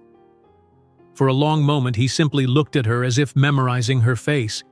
Then he leaned forward and kissed her again, more tenderly this time. When they parted, he rested his forehead against hers. "Stay tonight," he said softly. "Not for anything. Just stay. We can talk. Watch the sunrise over the ocean. Make the most of the hours we have left." Maya knew she should be sensible, should return to her hotel and pack for tomorrow's flight, should create some distance before this connection became any deeper. Instead, she heard herself say, "Yes, I'll stay." Ethan's smile, a real one, full and unguarded, transformed his face. "I'll have Eleanor prepare a guest room." They spent the next hours talking, sharing stories from their lives before they met. Ethan spoke of his childhood in Northern California, his passion for engineering that led him to MIT, his early business ventures. Maya told him about growing up in small-town Wisconsin, her decision to become a nurse after her grandmother's illness, her sometimes chaotic life in Chicago. They moved to a comfortable seating area on the main level, where floor-to-ceiling windows revealed the vast darkness of the ocean beyond, punctuated by the distant lights of ships. Ethan poured them each a glass of cognac, the amber liquid catching the glow from the fireplace. "Tell me about your work," he said, settling his wheelchair beside the sofa where Maya sat. "What made you choose emergency medicine?" "I like the immediacy of it," she replied, considering. "In the ER, everything is in the present moment. Someone comes in with a problem, sometimes a life-threatening one, and we have to solve it right then. There's no waiting, no lengthy treatment plans, just action and reaction." "And results," Ethan added. "You know immediately if you've succeeded or failed." Maya nodded. "Exactly. It's intense and exhausting, but also incredibly rewarding." She sipped her cognac. "What about you? Was business always your passion?" "Technology was my passion. Business was the means to develop it." Ethan stared into his glass. "I wanted to create solutions to real problems. My solar panel innovations made clean energy more accessible. When I sold the company, I had more money than I could spend in several lifetimes, but the real satisfaction came from knowing my work made a difference." "Is that why you started the foundation?" "Partly. Also because—" He hesitated. "Because Olivia was passionate about marine conservation. She grew up sailing these waters with her father. The foundation was originally her idea." Maya absorbed this new piece of information. "So the foundation is a tribute to her."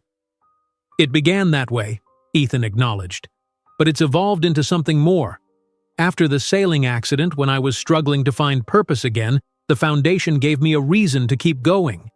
A way to channel my engineering skills into something meaningful." "It's an impressive legacy," Maya said softly. Ethan looked at her intently. "What about your legacy, Maya? What mark do you want to leave on the world?" The question caught her off guard. In the daily rush of the emergency room, she rarely thought in such broad terms. "I haven't really considered it that way. I just try to help people, one patient at a time." "But you do make a difference," Ethan pressed. "Every life you save, every person you help during their worst moment, that ripples outward in ways you might never see." Maya smiled, touched by his perspective. "I suppose you're right. I just don't think of it in those grand terms." "Perhaps that's what makes you special." Ethan said, his voice warm. "You do extraordinary things without requiring recognition for them." Their conversation continued, flowing easily from topic to topic. Maya was surprised by how comfortable she felt with him, how natural it seemed to be sharing these hours in his home. Around 2 in the morning, she found herself stifling a yawn. "You're tired," Ethan observed. "Eleanor prepared the guest room. It's down the hall from the studio." Maya hesitated, suddenly shy. "I didn't bring anything to sleep in." "There should be everything you need in the room. Eleanor is remarkably efficient." He moved his wheelchair back slightly. "I'll show you the way." The guest room was as elegantly appointed as the rest of Cliff Haven. A king-sized bed faced windows that would undoubtedly offer a spectacular ocean view in daylight. On the bed lay a silk pajama set, still with tags attached, and the bathroom was stocked with high-end toiletries. "Eleanor thinks of everything," Maya said, touched by the thoughtfulness. "She's been with me since before—" Ethan paused. "She helped redesign the house after the accident. Made sure I could live independently without sacrificing beauty or comfort. She must care about you a great deal." "She does." Ethan lingered in the doorway. "Too much sometimes. She worries." Maya moved closer to him. "About what?" "About my isolation, my refusal to engage with the world." His eyes met hers. "She'll be pleased I invited you here." "Will she?" Maya smiled. "Even though I'm just a nurse from Chicago passing through?" "Especially because of that." Ethan reached for her hand. "Good night, Maya Jenkins. Sleep well." "Good night, Ethan." She bent to kiss him softly. "I'll see you in the morning."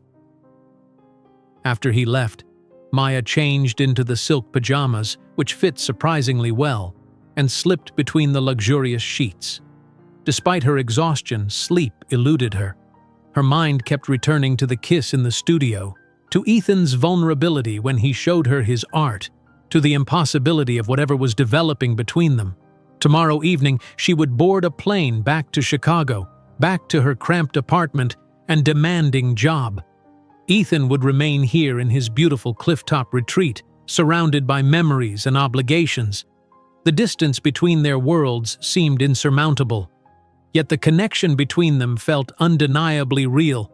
In just a few days, this man had touched something in her heart that none of her previous relationships had reached. There was an honesty to their interactions, a mutual recognition that transcended the brevity of their acquaintance. Maya finally drifted off as the first hint of dawn lightened the sky, her dreams filled with ocean waves and Ethan's rare, transformative smile. She woke to sunlight streaming through the windows and the tantalizing aroma of coffee. For a disoriented moment, she didn't recognize her surroundings. Then memory returned. Cliff Haven, Ethan, the kiss, their late-night conversation. After a quick shower, Maya dressed in yesterday's clothes, feeling slightly self-conscious. She found Ethan on the main terrace, already dressed in khaki pants and a light sweater, reading something on a tablet while he sipped coffee. "Good morning," she said, suddenly shy. He looked up, and the warmth in his eyes dispelled her uncertainty. "Good morning? Did you sleep well?" "Eventually." Maya settled into the chair beside him.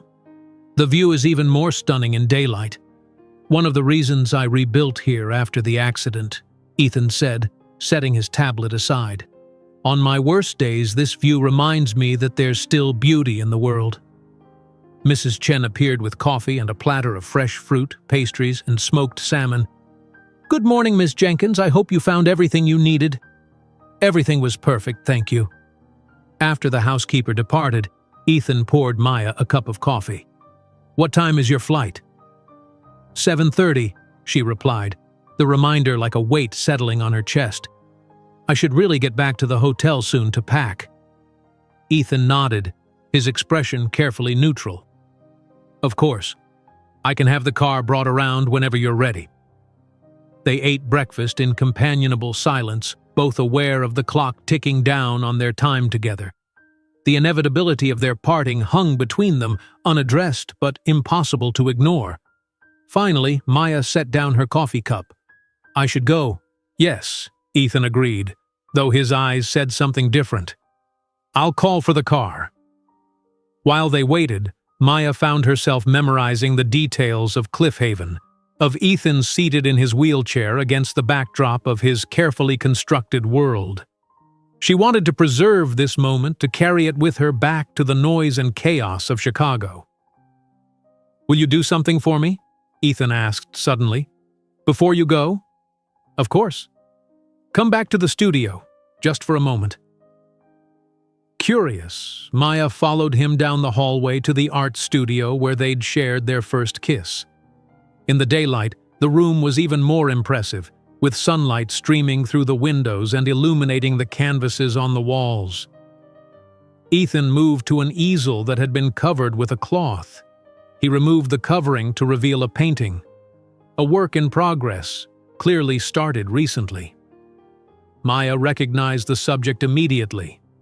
Herself, standing on the bow of the Sea Whisper, her face turned toward the wind, eyes closed as if drinking in the moment. "Oh," she breathed, moving closer. "Ethan, it's beautiful. I started it yesterday after our lunch, from memory." He looked up at her, vulnerability clear in his expression. "I haven't been inspired to paint something new in a long time." The implications of this simple statement, that she had somehow awakened his creative spirit after years of dormancy, moved Maya deeply. She touched the edge of the canvas gently. "May I have it, when it's finished?" "I'd planned to send it to you," Ethan said, "a remembrance of your time in Seacliff." "I won't need a painting to remember," Maya said softly, "but I would treasure it anyway." The sound of a car arriving interrupted the moment. Ethan's driver was here to take Maya back to her hotel. The time for parting had arrived, ready or not. In the entryway, Maya turned to Ethan, suddenly uncertain what to say. How did one sum up these extraordinary few days? What words could possibly bridge the distance that would soon separate them? "Thank you," she began, "for the yacht tour, for the gala, for sharing your home and your art and your story with me." "Thank you for the coffee in the rain," he replied with a hint of his rare smile, "for seeing past the wheelchair and the wealth to the person underneath." Maya knelt to be at eye level with him. "What happens now, Ethan?" His eyes, those startling blue eyes that had first caught her attention on the rain-soaked boardwalk, searched hers. "I don't know," he admitted. "I only know I'm not ready to say goodbye." "I'm not ready to say goodbye either," Maya whispered, her heart beating wildly in her chest. "But I don't see how—" "Don't," Ethan interrupted, taking her hands in his. "Don't try to solve this right now, just—" He seemed to struggle for words. "Just promise you'll call when you land in Chicago, that this doesn't end the moment you leave Seacliff." Maya nodded, relieved that he wasn't simply letting her walk away. "I promise." Ethan leaned forward and kissed her once more, softly but with an intensity that left her breathless. "Go," he said, pulling back, "before I find a reason to make you miss your flight." The drive back to the Seacliff Hotel passed in a blur. Maya's mind raced with conflicting emotions. The joy of finding this unexpected connection, the practical obstacles they faced, the fear that what felt so significant in person would fade once separated by thousands of miles. In her hotel room, she methodically packed her belongings, setting aside the midnight blue gown from the gala to be carried separately. She couldn't bear to crush it into her suitcase, not when it held the memory of Ethan's eyes following her across the ballroom, of their honest conversation on the terrace. Her phone chimed with a text message. "Dinner before your flight? I could meet you at the airport." Maya smiled, typing back, "Yes, I'll be ready at 4. She had 5 hours before she needed to leave for the airport. 5 hours to mentally prepare for leaving Seacliff and this magical interlude behind. Deciding that fresh air would help clear her head, Maya headed down to the beach for one last walk along the shore. The day was perfect, sunny with a gentle breeze, the ocean a tapestry of blues stretching to the horizon.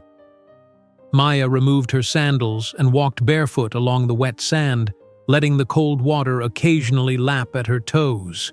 She had come to Seacliff exhausted and disconnected, seeking only rest. Instead, she had found Ethan, with his wounded heart and rare transformative smile. What did she really know about him?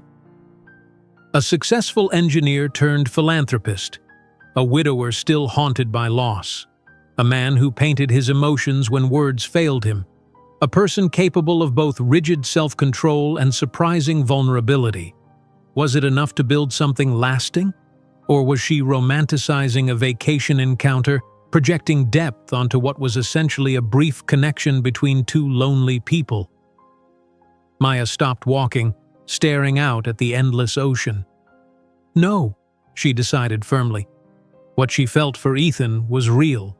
Unexpected and inconveniently timed, perhaps, but genuine. The question wasn't whether her feelings were real, it was whether those feelings were enough to overcome the practical challenges they faced.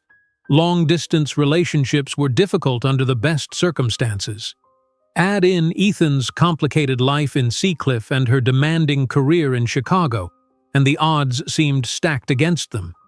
She turned to head back to the hotel, her mind no clearer than when she'd set out. As she approached the boardwalk, a familiar figure caught her eye.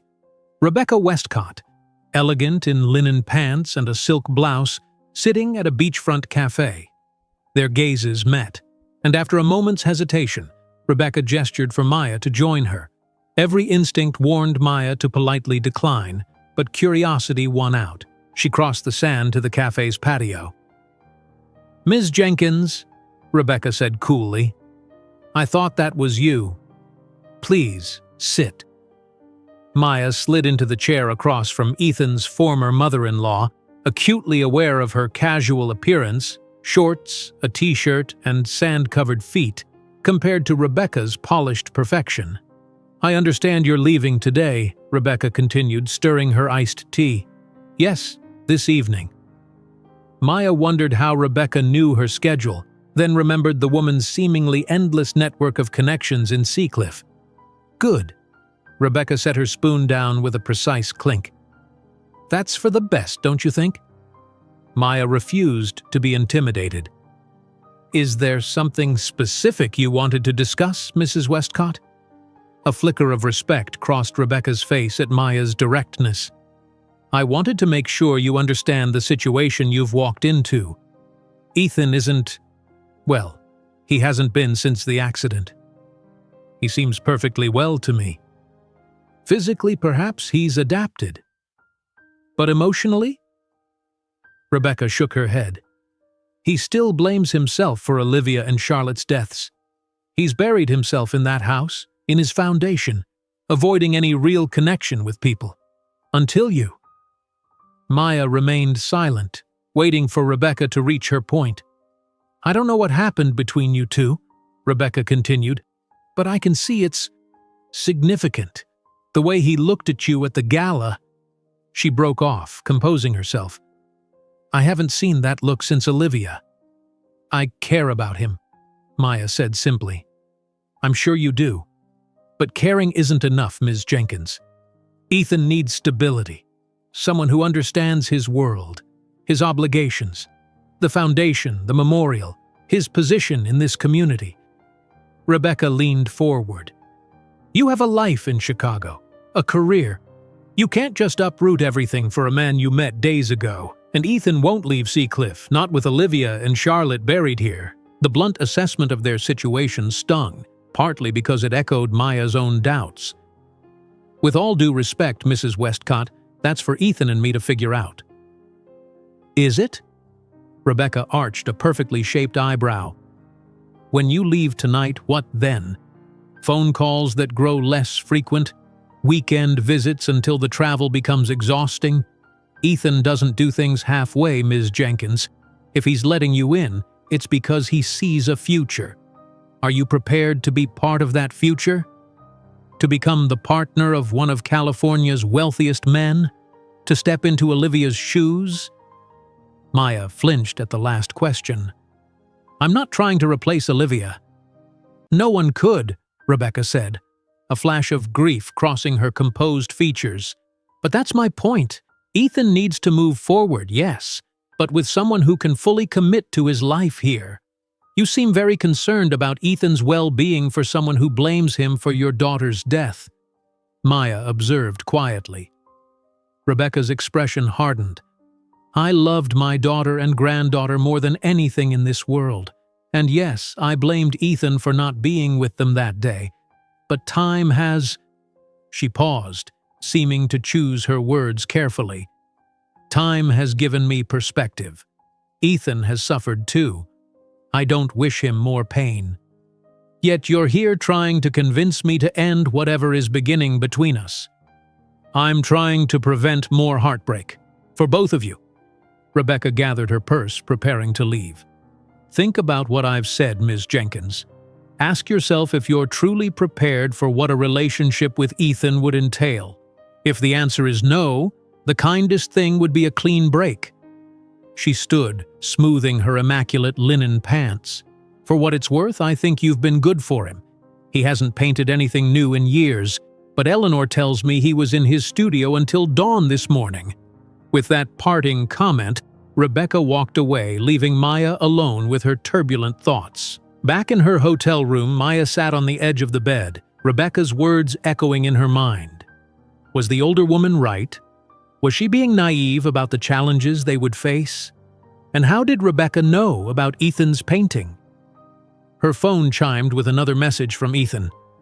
Car will pick you up at 4. Looking forward to seeing you. Maya stared at the simple text, feeling anything but simple emotions. The thought of dinner with Ethan before her flight now filled her with anxiety. What would she say to him? How could they possibly resolve in a few hours what might take months or years to figure out? A knock at her door startled her. When she opened it, she found a hotel staff member holding a large, flat package wrapped in brown paper. Delivery for Ms. Jenkins, the young man said. Puzzled, Maya accepted the package and tipped the messenger. Once alone, she carefully removed the wrapping to reveal a canvas, the painting of her on the Sea Whisper that Ethan had shown her that morning, now completed. Maya gasped softly. The finished work was even more beautiful than the glimpse she'd had in the studio. Ethan had captured not just her likeness, but something of her essence, a sense of freedom and possibility in the way she stood at the bow of the yacht, face tilted toward the sun and wind. In the lower corner, he had signed and dated it, adding a simple inscription, "For Maya," a moment of kindness that changed everything. Tears sprang to her eyes as she traced the inscription with her fingertips. Attached to the back of the canvas was a small envelope. Inside, she found a handwritten note. Maya, I spent the hours after you left finishing this. I wanted you to have it before you go, a reminder that what happened between us was real. I don't know what comes next, but I know I'm not willing to let distance be the end of our story. Whatever obstacles we face, I want to face them together. Ethan. Maya sat down hard on the edge of the bed, the painting cradled in her lap. Ethan's note had cut through her doubts like a beam of light through fog. Rebecca's warnings, her own practical concerns, they all remained valid, but suddenly they seemed like challenges to be solved rather than immovable barriers. Her phone rang, displaying Lily's name on the screen. Taking a deep breath, Maya answered. Hey, Lily? Maya, I'm just checking in before your flight. Did the weather ever improve? Maya laughed, the sound slightly hysterical even to her own ears. You could say that? Uh-oh, I know that tone. What happened? Remember that billionaire in the wheelchair I told you about? The one you met in the rain? Don't tell me. I'm falling in love with him, Lily. Saying the words aloud sent a shock through Maya's system, and I think he might feel the same way. But I'm leaving in a few hours and I don't know what to do. A long silence followed this confession. Finally, Lily said, "Holy crap, Maya. When you decide to have a vacation fling, you really go all in." "It's not a fling," Maya protested. I can't explain it. We connect on a level I've never experienced before." "Okay, setting aside the practical issues for a minute. And believe me, we will be discussing those. Are you sure about this? You've known him for what? 4 days?" 4 days, 6 hours, and about 20 minutes, Maya said, glancing at her watch. "And yes, I'm sure. Or as sure as I can be, given the circumstances. Then I guess the question is, what are you going to do about it?" Lily's voice had softened. "Long distance is hard, Maya, especially with your schedule." "I know." Maya looked down at the painting in her lap, at the woman Ethan had captured. Someone free and hopeful and brave. "But I think it's worth trying." After ending the call with Lily, Maya checked the time. 2 hours until the car would arrive to take her to her final dinner with Ethan. 2 hours to decide what she would say, what she wanted, what she was willing to risk. She carefully wrapped the painting to protect it for the flight, her mind working through scenarios and possibilities. By the time she showered and changed into a simple sundress for dinner, Maya had made her decision. When the car arrived promptly at 4, she was ready, her suitcase packed, the painting securely wrapped, and her heart more certain than it had been in years. The driver took her not to the airport as she had expected, but to a small, secluded cove north of Seacliff. There, at the end of a wooden dock, Ethan waited in his wheelchair, the setting sun gilding his profile as he gazed out at the water. As Maya approached, he turned, and the look on his face, hope mingled with fear, mirrored exactly what she felt in her own heart. "I got your painting," she said when she reached him. "It's beautiful, Ethan, thank you." "You're beautiful," he replied simply. "The painting doesn't do you justice." Maya took a deep breath. "I met Rebecca today." Ethan's expression darkened. What did she want? To warn me away from you, essentially. She pointed out all the reasons a long-distance relationship between us would be difficult. Your life here, my career in Chicago, the foundation, the memorial. Maya paused. She wasn't entirely wrong. "I see." Ethan's voice was carefully neutral, but Maya could see the hurt beginning to form in his eyes. "But she was wrong about one thing," Maya continued, moving closer to him. "She suggested I wasn't prepared to be part of your future, that I couldn't commit to your life here." Hope flickered in Ethan's gaze. "And are you? Prepared, I mean?" Maya knelt before his wheelchair, taking his hands in hers. "I don't know what our future looks like, Ethan. I can't promise there won't be challenges, but I am prepared to find out. Together. If you want that too." "I want that more than anything," Ethan replied, his voice rough with emotion. "But Maya, I need you to be sure. Your career in Chicago is important to me," she acknowledged. "But so are you. I'm not suggesting either of us completely upend our lives tomorrow, just that we give us, a real chance." Relief washed over Ethan's features. He reached out to touch her cheek, his fingers tracing a gentle path from her temple to her jaw. "I was preparing myself to let you go," he admitted, "to wish you well and cherish these few days as a beautiful memory. I didn't dare hope for more." "Is that why you brought me here instead of meeting at the airport?" Maya asked, looking around at the secluded cove with its wooden dock and the small cabin nestled among the cypress trees on shore. Ethan nodded. "I wanted our last conversation to be somewhere meaningful, not surrounded by airport announcements and hurried goodbyes." "Is this place special to you?" "It was my grandfather's fishing cabin. Before the company, before the wealth, this was where I spent my summers as a boy." His gaze drifted to the horizon, where the setting sun painted the sky in brilliant hues of orange and pink.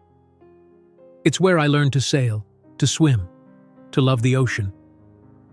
Maya was touched by this glimpse into his childhood. "Thank you for sharing it with me." Ethan gestured toward the cabin. I thought we might have dinner here before your flight. There's a private chef waiting. Nothing elaborate, just fresh seafood and good wine. Maya hesitated, glancing at her watch. My flight leaves in 3 hours. I know. Ethan's expression was carefully neutral. We have time for dinner, then my driver will take you directly to the airport. A small, insistent voice in the back of Maya's mind wondered if that was really what she wanted, but she pushed the thought aside and nodded. Dinner sounds perfect. The cabin's rustic exterior belied its comfortably renovated interior. Like Cliff Haven, it had been thoughtfully modified for wheelchair accessibility, though in a more understated way. A large, open room combined living and dining areas with windows that framed the spectacular ocean view. A chef was quietly preparing their meal in the small but well-equipped kitchen. Ethan poured them each a glass of white wine. "To new beginnings," he said, raising his glass. "To new beginnings," Maya echoed, though uncertainty still fluttered in her chest. How exactly would this new beginning unfold? The practical questions they'd been avoiding loomed large as the minutes ticked toward her departure. As if reading her thoughts, Ethan said, "We should talk about logistics, how we make this work." Maya nodded, relieved to address the elephant in the room. "I have some vacation days accumulated. I could come back to Seacliff in a month or so. And I can certainly come to Chicago," Ethan added. "My foundation work can be managed remotely for short periods." "We'd have phone calls, video chats," Maya continued, warming to the possibilities. "It won't be easy, but people make long-distance relationships work all the time, right?" "Right." Ethan's smile didn't quite reach his eyes. "And eventually, if things progress, we'd need to consider more permanent arrangements." The implication hung between them. Eventually, one of them would need to relocate. Maya sipped her wine, unwilling to tackle that particular issue just yet. "Let's take it one step at a time," she suggested gently. Ethan nodded, though she could see the questions still lurking in his gaze. Before he could voice them, the chef announced that dinner was ready. The meal was exquisite. Grilled local fish with herbs, roasted vegetables from a nearby farm, freshly baked bread still warm from the oven. Under different circumstances, Maya would have savored every bite, but a growing disquiet made it difficult to focus on the food. She kept checking her watch, too aware of time slipping away. "You're distracted," Ethan observed after they had eaten in relative silence for several minutes. "I'm sorry," Maya sighed. "It's just, I keep thinking about getting on that plane in a few hours, flying back to Chicago, and not seeing you again for weeks. It makes this dinner feel like borrowed time." "It doesn't have to be." The simple statement hung in the air between them. Maya looked at him questioningly. "What do you mean?" Ethan set down his fork, his expression serious. "You could stay. Not permanently, just for a few more days. Get to know Seacliff better. Get to know me better." "Ethan, my flight can be changed. Flights leave every day." Maya stared at him, momentarily speechless. The suggestion was simultaneously tempting and terrifying. "My job? You said yourself you have accumulated vacation days. Surely your supervisor would understand if you extended your stay by a week." The practical part of Maya's brain listed all the reasons this was a bad idea. She had responsibilities in Chicago, patients who depended on her, colleagues who expected her back, and yet, "I'd need to call the hospital," she said slowly, "and change my flight, and get a few more days at the hotel." "Stay at Cliff Haven," Ethan suggested. "Or here, if you'd prefer more privacy. As for the hospital, use my phone. Better reception out here." Maya took the offered cell phone, her mind racing. Was she really considering this? Extending her vacation on a whim for a man she'd known less than a week? It was impulsive, irresponsible even. Yet something in her responded to the hope in Ethan's eyes. The connection between them felt worthy of exploration, of taking chances. And the truth was, she wasn't ready to leave. Not yet. not when they were just beginning to understand what they might mean to each other. She dialed her supervisor's number, her heart pounding. Dr. Harrison answered on the third ring. "Maya, is everything all right?" "Yes, I'm fine," she assured him. "I'm calling because I'd like to extend my vacation by a week if possible. I know it's last minute." "Actually, it's perfect timing," Harrison interrupted. "We just hired a new travel nurse to help with the summer surge. She's starting tomorrow. Take the extra week. God knows you've earned it." Relief washed over Maya. "Thank you, I really appreciate it. Just promise me you're actually relaxing," Harrison added, "not picking up shifts at some California hospital out of guilt." Maya laughed, looking across the table at Ethan. "I promise. I'm actually enjoying myself." After ending the call, she sat in silence for a moment, absorbing the implications of her decision. "My supervisor approved the extra week," she said finally, "but I should still call the airline and the hotel." "Already done," Ethan said quietly. Maya blinked. "What?" "While you were talking to your supervisor, I texted my assistant. Your flight has been changed to next Wednesday, and your hotel reservation extended." He had the grace to look slightly embarrassed at his presumption. "If you'd decided to leave tonight after all, we could have canceled the changes." "You were that sure I'd stay?" "Not sure at all," Ethan admitted. "Hopeful, and perhaps a bit desperate not to lose you so soon." The sincerity in his voice melted any irritation Maya might have felt at his high-handedness. "That's quite efficient of you." A hint of that rare smile appeared.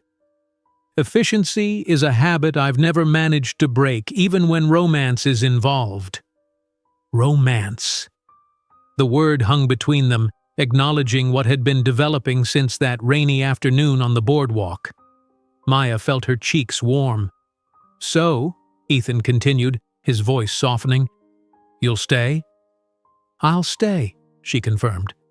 "One more week in Seacliff." "One more week," he repeated, reaching across the table to take her hand.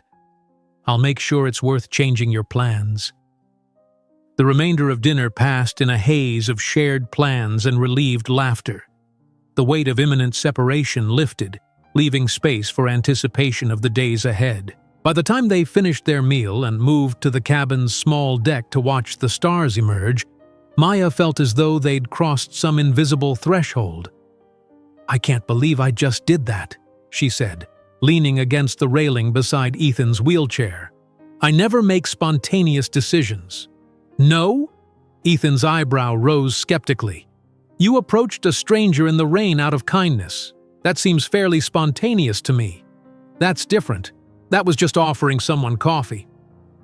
"And now here we are." Ethan gestured between them. "A chain of events set in motion by that simple act." Maya considered this. "I suppose we never really know which of our choices will end up changing everything." "Some choices feel significant from the moment we make them," Ethan said quietly. "Offering me coffee in the rain might have seemed small to you, but it was the first time in years someone had seen me, truly seen me, and responded with kindness rather than pity or calculation." The vulnerability in his admission touched Maya deeply. She knelt beside his wheelchair, taking both his hands in hers. "I'm glad I made that choice." "So am I." Ethan leaned forward, closing the distance between them until their foreheads touched. "And I'm glad you chose to stay." The kiss they shared was gentle, a promise rather than a passion. When they parted, Maya felt a sense of rightness settle over her. Whatever challenges lay ahead, this decision, to stay, to explore what they might become to each other, felt utterly correct. As they prepared to leave the cabin, Maya's phone rang. It was Lily. "Hey, I was just calling to wish you a safe flight. Are you at the airport?" Maya glanced at Ethan, who was speaking quietly with his driver. "Actually, there's been a change of plans. I'm staying in Seacliff for another week." A long pause followed this announcement. "Wow," Lily said finally. "That's unexpected. Is this about the billionaire?" "His name is Ethan," Maya replied, slightly defensive. And yes, partly, but it's also about giving myself space to figure things out. I've been running on autopilot for so long, Lily. Maybe it's time I made some changes. Changes like moving to California? Lily asked bluntly. I don't know what the future holds, Maya admitted, but I do know I want to find out if there's something real here with Ethan. That's worth an extra week of vacation, isn't it? I guess so, Lily conceded. Just be careful, okay? I don't want you getting hurt. I know. I'll call you tomorrow with updates. After ending the call, Maya rejoined Ethan, who had finished his conversation with the driver. Everything all right? He asked, noting her pensive expression. Just my friend Lily checking in, Maya explained. She's a bit protective. As she should be. Ethan's gaze was understanding. This is all happening very quickly. It is, Maya agreed. But it also feels right, Ethan finished for her, despite all logic and reasonable timelines. She smiled, recognizing her own words from the night before. Exactly. The drive back to Seacliff was quiet, both of them absorbed in thoughts of the week ahead. When they reached the town, Ethan turned to Maya. Would you like me to take you to the hotel? Maya hesitated, then made another spontaneous decision. Actually, I think I'd like to stay at Cliff Haven tonight, if the offer still stands. Ethan's expression brightened. The offer definitely still stands. But what about your things at the hotel? I can pick them up tomorrow. Right now, I just want to watch the stars from your terrace and not think about packing or flights or anything beyond this evening. That, Ethan said with feeling, sounds perfect. As the car wound its way up the coastal road toward Cliff Haven, Maya felt a strange combination of exhilaration and peace. She had just upended her carefully scheduled life for a man she barely knew. By any rational standard, it was reckless. Yet looking at Ethan in the dim light of the car, she couldn't bring herself to regret it. Some connections were worth taking chances for. Some people came into your life unexpectedly and changed everything. What had begun as a simple act of kindness in the rain was evolving into something profound. Maya didn't know exactly where this path would lead, but for the first time in years, she was eager to find out. The car pulled up to Cliff Haven, its glass walls glowing with warm light against the night sky. As Ethan's driver helped him into his wheelchair, Maya stood for a moment, taking in the beauty of the house and its spectacular setting. For the next week, this would be part of her world, and so would the complex, fascinating man who had created it. Ready? Ethan asked, moving to her side. Maya took a deep breath of the salt-tinged air and smiled. Ready. The next 5 days unfolded like a dream. Maya moved her belongings from the hotel to Cliff Haven, settling into the guest room that now felt familiar. She and Ethan fell into an easy rhythm together. Mornings spent over coffee on the terrace, afternoons exploring Seacliff and the surrounding coastline, evenings filled with conversation that stretched late into the night. Ethan showed her parts of his world that tourists never saw, a hidden cove accessible only by boat where sea otters played among the kelp, a private winery in the hills where the owner greeted him like family, the research vessel his foundation used to monitor marine ecosystems along the coast. Maya found herself captivated not just by these experiences, but by seeing Ethan in his element, confident and engaged, respected by everyone they encountered. The reserved man she'd met in the rain was still present, but now she understood the layers beneath his composed exterior. On their 4th evening, they attended a small dinner at the home of Dr. James Patterson, the lead marine biologist for Ethan's foundation. Unlike the formal charity gala, this gathering was casual and intimate, just 8 people seated around a farmhouse table on a deck overlooking the ocean. The conversation flowed easily between science, politics, art, and local gossip. What struck Maya most was how naturally she fit into this setting and how Ethan's colleagues accepted her presence without question. When Dr. Patterson's wife Elena mentioned an upcoming foundation fundraiser, she casually included Maya in the planning as if her presence in Ethan's life were already established. You should see the venue, Maya, Elena said, refilling their wine glasses. It's an old lighthouse that's been renovated. Ethan can show you next week when they start setting up. Actually, I'm flying back to Chicago on Wednesday, Maya replied, suddenly conscious of how temporary her situation was. A brief silence fell over the table. Dr. Patterson exchanged glances with his wife. I just assumed, Elena began, then stopped herself. I'm sorry, I didn't realize your visit was so short. Maya extended her vacation by a week, Ethan explained, his hand finding hers under the table. She's an emergency room nurse at Chicago Memorial.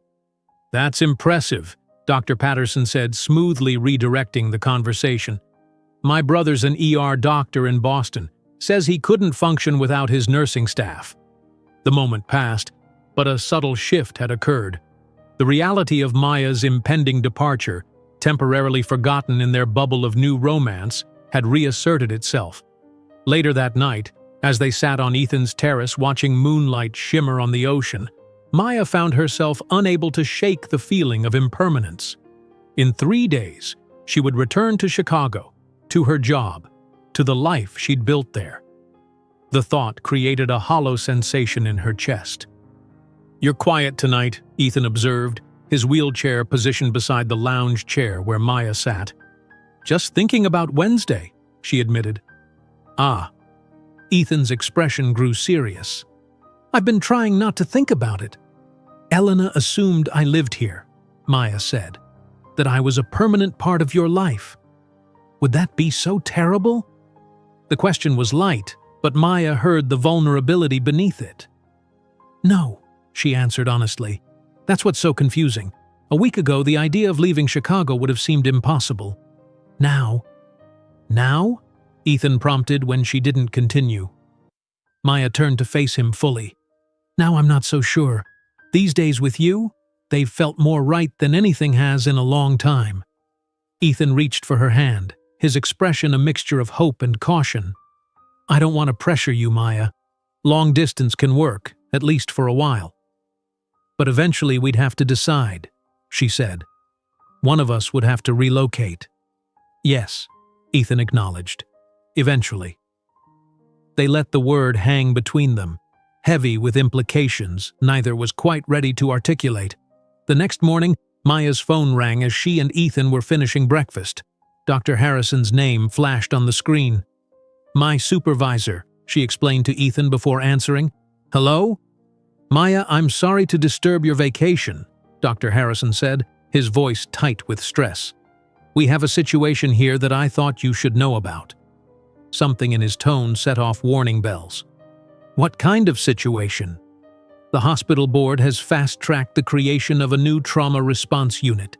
It's something we've needed for years. Dedicated staff and resources for major emergencies and disasters. That's great news, Maya said, wondering why this warranted an urgent call during her vacation. They're appointing a director for the unit, Harrison continued. Someone with experience in emergency medicine and a track record of calm leadership under pressure. Understanding dawned. And you suggested me? You're the obvious choice, Maya. You've been the backbone of our ER for years. The board agrees. They're prepared to offer you the position. Maya's mind raced. Director of a new trauma response unit would be a significant promotion. More responsibility, better pay, a chance to build something from the ground up. It was exactly the kind of opportunity she'd been working toward. When do they need an answer? She asked, aware of Ethan watching her with concern. That's the thing, Harrison said, sounding apologetic. They're meeting on Tuesday to finalize the appointment. They need your decision by Monday evening. Monday, tomorrow, just 2 days before she was scheduled to return to Chicago. I'll call you back, Maya promised, her voice surprisingly steady despite the turmoil inside her. After ending the call, she sat in silence, trying to process the implications. Bad news? Ethan asked quietly. Maya explained the situation, watching his expression shift from concern to understanding to carefully masked disappointment. "It sounds like a significant opportunity," he said when she finished. "You'd be foolish not to consider it seriously." "It is significant," Maya agreed. "It's the kind of role I've been working toward for years. But accepting it would mean committing to Chicago," Ethan finished for her, "making any potential relocation to California more complicated." "Yes." The single word felt inadequate to express the conflict raging inside her. "Ethan, I don't know what to do." He was silent for a long moment, then maneuvered his wheelchair closer to her chair. "I can't make this decision for you, Maya, and I won't pretend it doesn't affect what's developing between us. But I also won't ask you to sacrifice your career for a relationship that's just beginning." His words, though considerate, stung. "Is that all this is to you? Just beginning?" "You know it's more than that," Ethan said, his voice low and intense. "But we've known each other for less than 2 weeks. That's not long enough to make life-altering decisions, no matter how strong the connection feels." The rational part of Maya knew he was right. The emotional part, the part that had fallen in love with this complex, wounded man, rebelled against such pragmatism. "I need to think," she said, rising from her chair. "Clear my head." "Of course." Ethan didn't try to stop her. "Take all the time you need." Maya retreated to the guest room, her thoughts in chaos. The job offer had forced a decision she wasn't prepared to make: stay in Chicago and advance her career, potentially sacrificing whatever future she might have with Ethan, or turn down the opportunity and leave her options open for a relationship that, while profound, was still in its infancy. She tried to imagine her life in each scenario. Directing the new trauma response unit in Chicago, building something important, saving lives, but coming home to an empty apartment, her connection with Ethan fading into wistful memory. Or building a life in California, near the man who had awakened her heart, but potentially sacrificing the career she'd worked so hard to establish. Neither option felt right, neither felt like a true choice. After an hour of circular thinking, Maya decided she needed physical distance to clear her mind. She borrowed Ethan's car, a specially modified Tesla, and drove along the coastal highway, windows down to let the ocean breeze wash over her. Without consciously deciding, she found herself at the small cove where Ethan had taken her for dinner the night she was supposed to leave, his grandfather's fishing cabin. The place was empty now, peaceful in the afternoon sun. Maya parked and walked down to the dock, sitting at the edge with her feet dangling above the clear water. What was the right answer? In nursing school, they'd been taught to assess situations systematically, to gather data and make decisions based on facts rather than emotions. But this situation defied such clinical analysis. Her feelings for Ethan were too new to quantify, yet too significant to dismiss. The sound of tires on gravel interrupted her thoughts. Turning, Maya saw a familiar Range Rover parking beside the Tesla. Ethan's driver helped him into his wheelchair, then discreetly returned to the vehicle, leaving Ethan to navigate the smooth path to the dock alone. "I thought I might find you here," he said, stopping his wheelchair a few feet away. "You don't mind?" Maya shook her head. "How did you know I'd come here?" "Just a feeling. This place has always been where I come to think." He moved closer, positioning his wheelchair beside her. "Any clarity yet?" "Not really," Maya admitted. "Both options feel wrong somehow, like I'd be giving up something essential either way." Ethan was quiet for a moment, gazing out at the water. "When I was building my company," he said finally, "I faced a similar crossroads. I'd developed the original solar technology in my garage, but scaling it required capital I didn't have. I had 2 options: take investment from venture capitalists who wanted to control the direction of the company, or partner with a larger corporation that promised manufacturing support but wanted exclusive rights to the technology." "What did you do?" Maya asked, intrigued by this glimpse into his past. "Neither. I found a third option, I licensed the technology non-exclusively to multiple partners, retaining control while generating enough revenue to grow independently. Ethan turned to look at her directly. Sometimes the right answer isn't on the menu we're initially presented with. Maya considered this. You think there's a third option for my situation? I think, Ethan said carefully, that you're approaching this as if it's solely your decision to make, as if I have no agency in the matter. What do you mean? You're assuming I can't or won't consider relocating to Chicago, he explained. That any compromise must come from you. Maya stared at him, surprised. But your foundation is here. Your home. The foundation has offices in San Francisco, Los Angeles, and Seattle. Adding Chicago isn't inconceivable. Ethan's expression was earnest. As for Cliff Haven, it's a house, Maya. A beautiful one, yes, but still just a structure of wood and glass. But Olivia and Charlotte? Maya stopped, realizing the implication of what she was saying. Are buried here, Ethan finished. Yes, and for years that tethered me to this place. I convinced myself I needed to be near them. But Maya, they're not in that cemetery. They're here. He placed a hand over his heart. I carry them with me, wherever I go. The simple statement brought tears to Maya's eyes. You'd consider moving to Chicago? For me? I'd consider creating a life that allows both of us to pursue what matters, Ethan corrected gently. That might mean splitting time between Chicago and California. It might mean establishing a Chicago office for the foundation. I don't have all the answers, but I'm willing to explore the questions, if you are. Maya's heart swelled with a complicated mixture of emotions: hope, fear, gratitude, love. It won't be simple, she warned. The best things rarely are. Ethan reached for her hand. The question isn't whether it will be easy. It's whether what we're building is worth the effort. And you think it is? Ethan's gaze was steady, his blue eyes clear and certain in the afternoon light. I know it is. At least for me.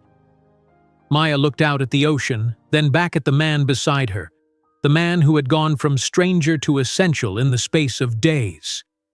The decision wasn't made, the path not yet clear. But for the first time since receiving Harrison's call, she felt a sense of possibility rather than constraint. I think, she said slowly, that I need to make a phone call. Maya's hands trembled slightly as she dialed Dr. Harrison's number.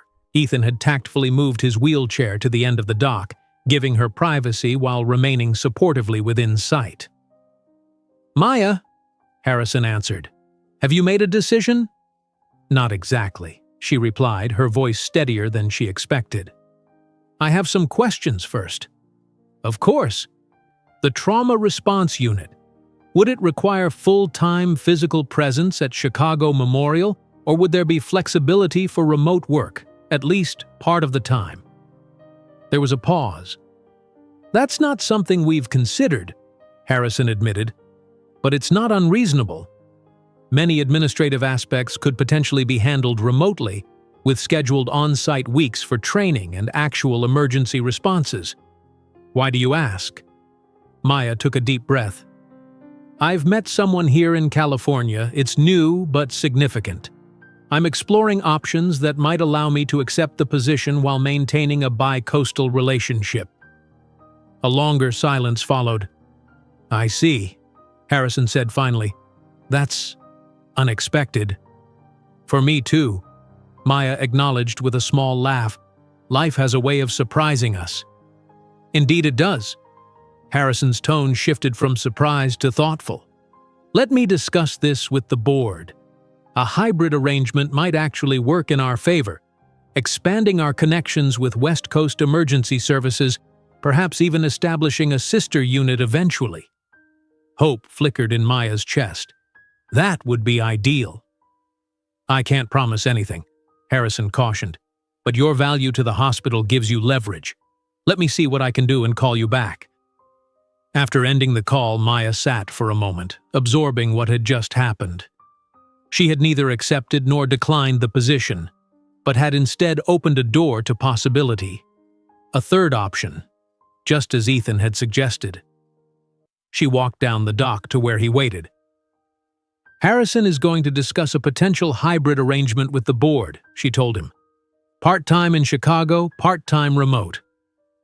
"And how do you feel about that possibility?" Ethan asked, his expression careful. Maya sat on the edge of the dock beside his wheelchair. Hopeful, scared, excited. She looked up at him. "What about you? Are you really willing to consider splitting your time between California and Chicago?" "I've been thinking about it ever since you told me about the job offer," Ethan admitted. "The foundation has needed a Midwest presence for years. Chicago would be an ideal location, a major city with access to the Great Lakes ecosystem, which faces many of the same threats as our oceans." "You've given this serious thought," Maya observed, surprised. "I have." Ethan reached for her hand. "Maya, when Olivia and Charlotte died, I thought my life was over. Then the sailing accident happened, and I was certain of it. I closed myself off, convinced I didn't deserve happiness." His voice grew softer. "Until you offered me coffee in the rain." Maya squeezed his hand, remembering that gray afternoon that now seemed so long ago. "That simple act of kindness cracked open something I thought had died," Ethan continued. "You saw me, not my wheelchair, not my wealth, just me. And in seeing you these past 2 weeks, I've rediscovered parts of myself I thought were lost forever." "Ethan, let me finish, please," he interrupted gently. "What I'm trying to say is that I love you, Maya Jenkins. I know it's soon, probably too soon by conventional standards, but there's nothing conventional about how we met or what's grown between us." The words hung in the air between them, honest and unguarded. Maya felt tears well in her eyes. "I love you too," she whispered, the truth of it resonating through her entire being. "And you're right, it's soon and unexpected and probably a little crazy, but it's real." "Then we'll find a way to make this work," Ethan said with quiet certainty. "Whether that means splitting time between Chicago and California or eventually settling in one place or the other. The details matter less than the commitment to try." Maya leaned forward to kiss him, a gentle confirmation of that commitment. When they parted, she said, "I'd like to accept the position, if the board agrees to a flexible arrangement. I've worked too hard to pass up this opportunity." "I would never ask you to," Ethan assured her. "Your career is part of who you are, part of what makes you the woman I've fallen in love with." "And what about you? Your work with the foundation, your home here?" "The foundation will benefit from expanding to the Midwest," Ethan said thoughtfully. "As for Cliff Haven, I'll always love this place, but I've held on to it partly because I was afraid to move forward. Maybe it's time to create a new home, one that reflects the future rather than memorializing the past." Maya was struck by the significance of this statement. For Ethan, Cliff Haven represented more than just an impressive residence. It was a monument to his lost family, a silent testament to his grief and guilt. His willingness to envision a different home spoke volumes about his emotional journey. "We don't have to decide everything today," she reminded him gently. "We can take it step by step." Ethan nodded, a soft smile transforming his features. Wise as always, Nurse Jenkins. The ringing of Maya's phone interrupted the moment. Harrison was calling back, far sooner than she'd expected. "I spoke with the board chairman," he said without preamble. "We're prepared to offer a hybrid arrangement. 3 weeks on site in Chicago each month, 1 week remote. During emergency deployments, you'd obviously need to be physically present, but regular administrative duties and planning could be managed flexibly." Maya's heart raced. "That sounds workable." "There's more," Harrison continued. "The chairman is interested in exploring a partnership with California Emergency Services, particularly for disaster preparedness. Your connection to the West Coast could be valuable in establishing those relationships." After ending the call, Maya turned to Ethan with a mixture of disbelief and excitement. They agreed to the hybrid arrangement. 3 weeks in Chicago, 1 week remote each month. "That's wonderful," Ethan said, genuine pleasure in his voice. "When do they need you back?" 2 weeks from now for the initial planning meetings," Maya replied. "I'll need to extend my vacation again." "I think Dr. Harrison will understand," Ethan said with a smile, "given the circumstances."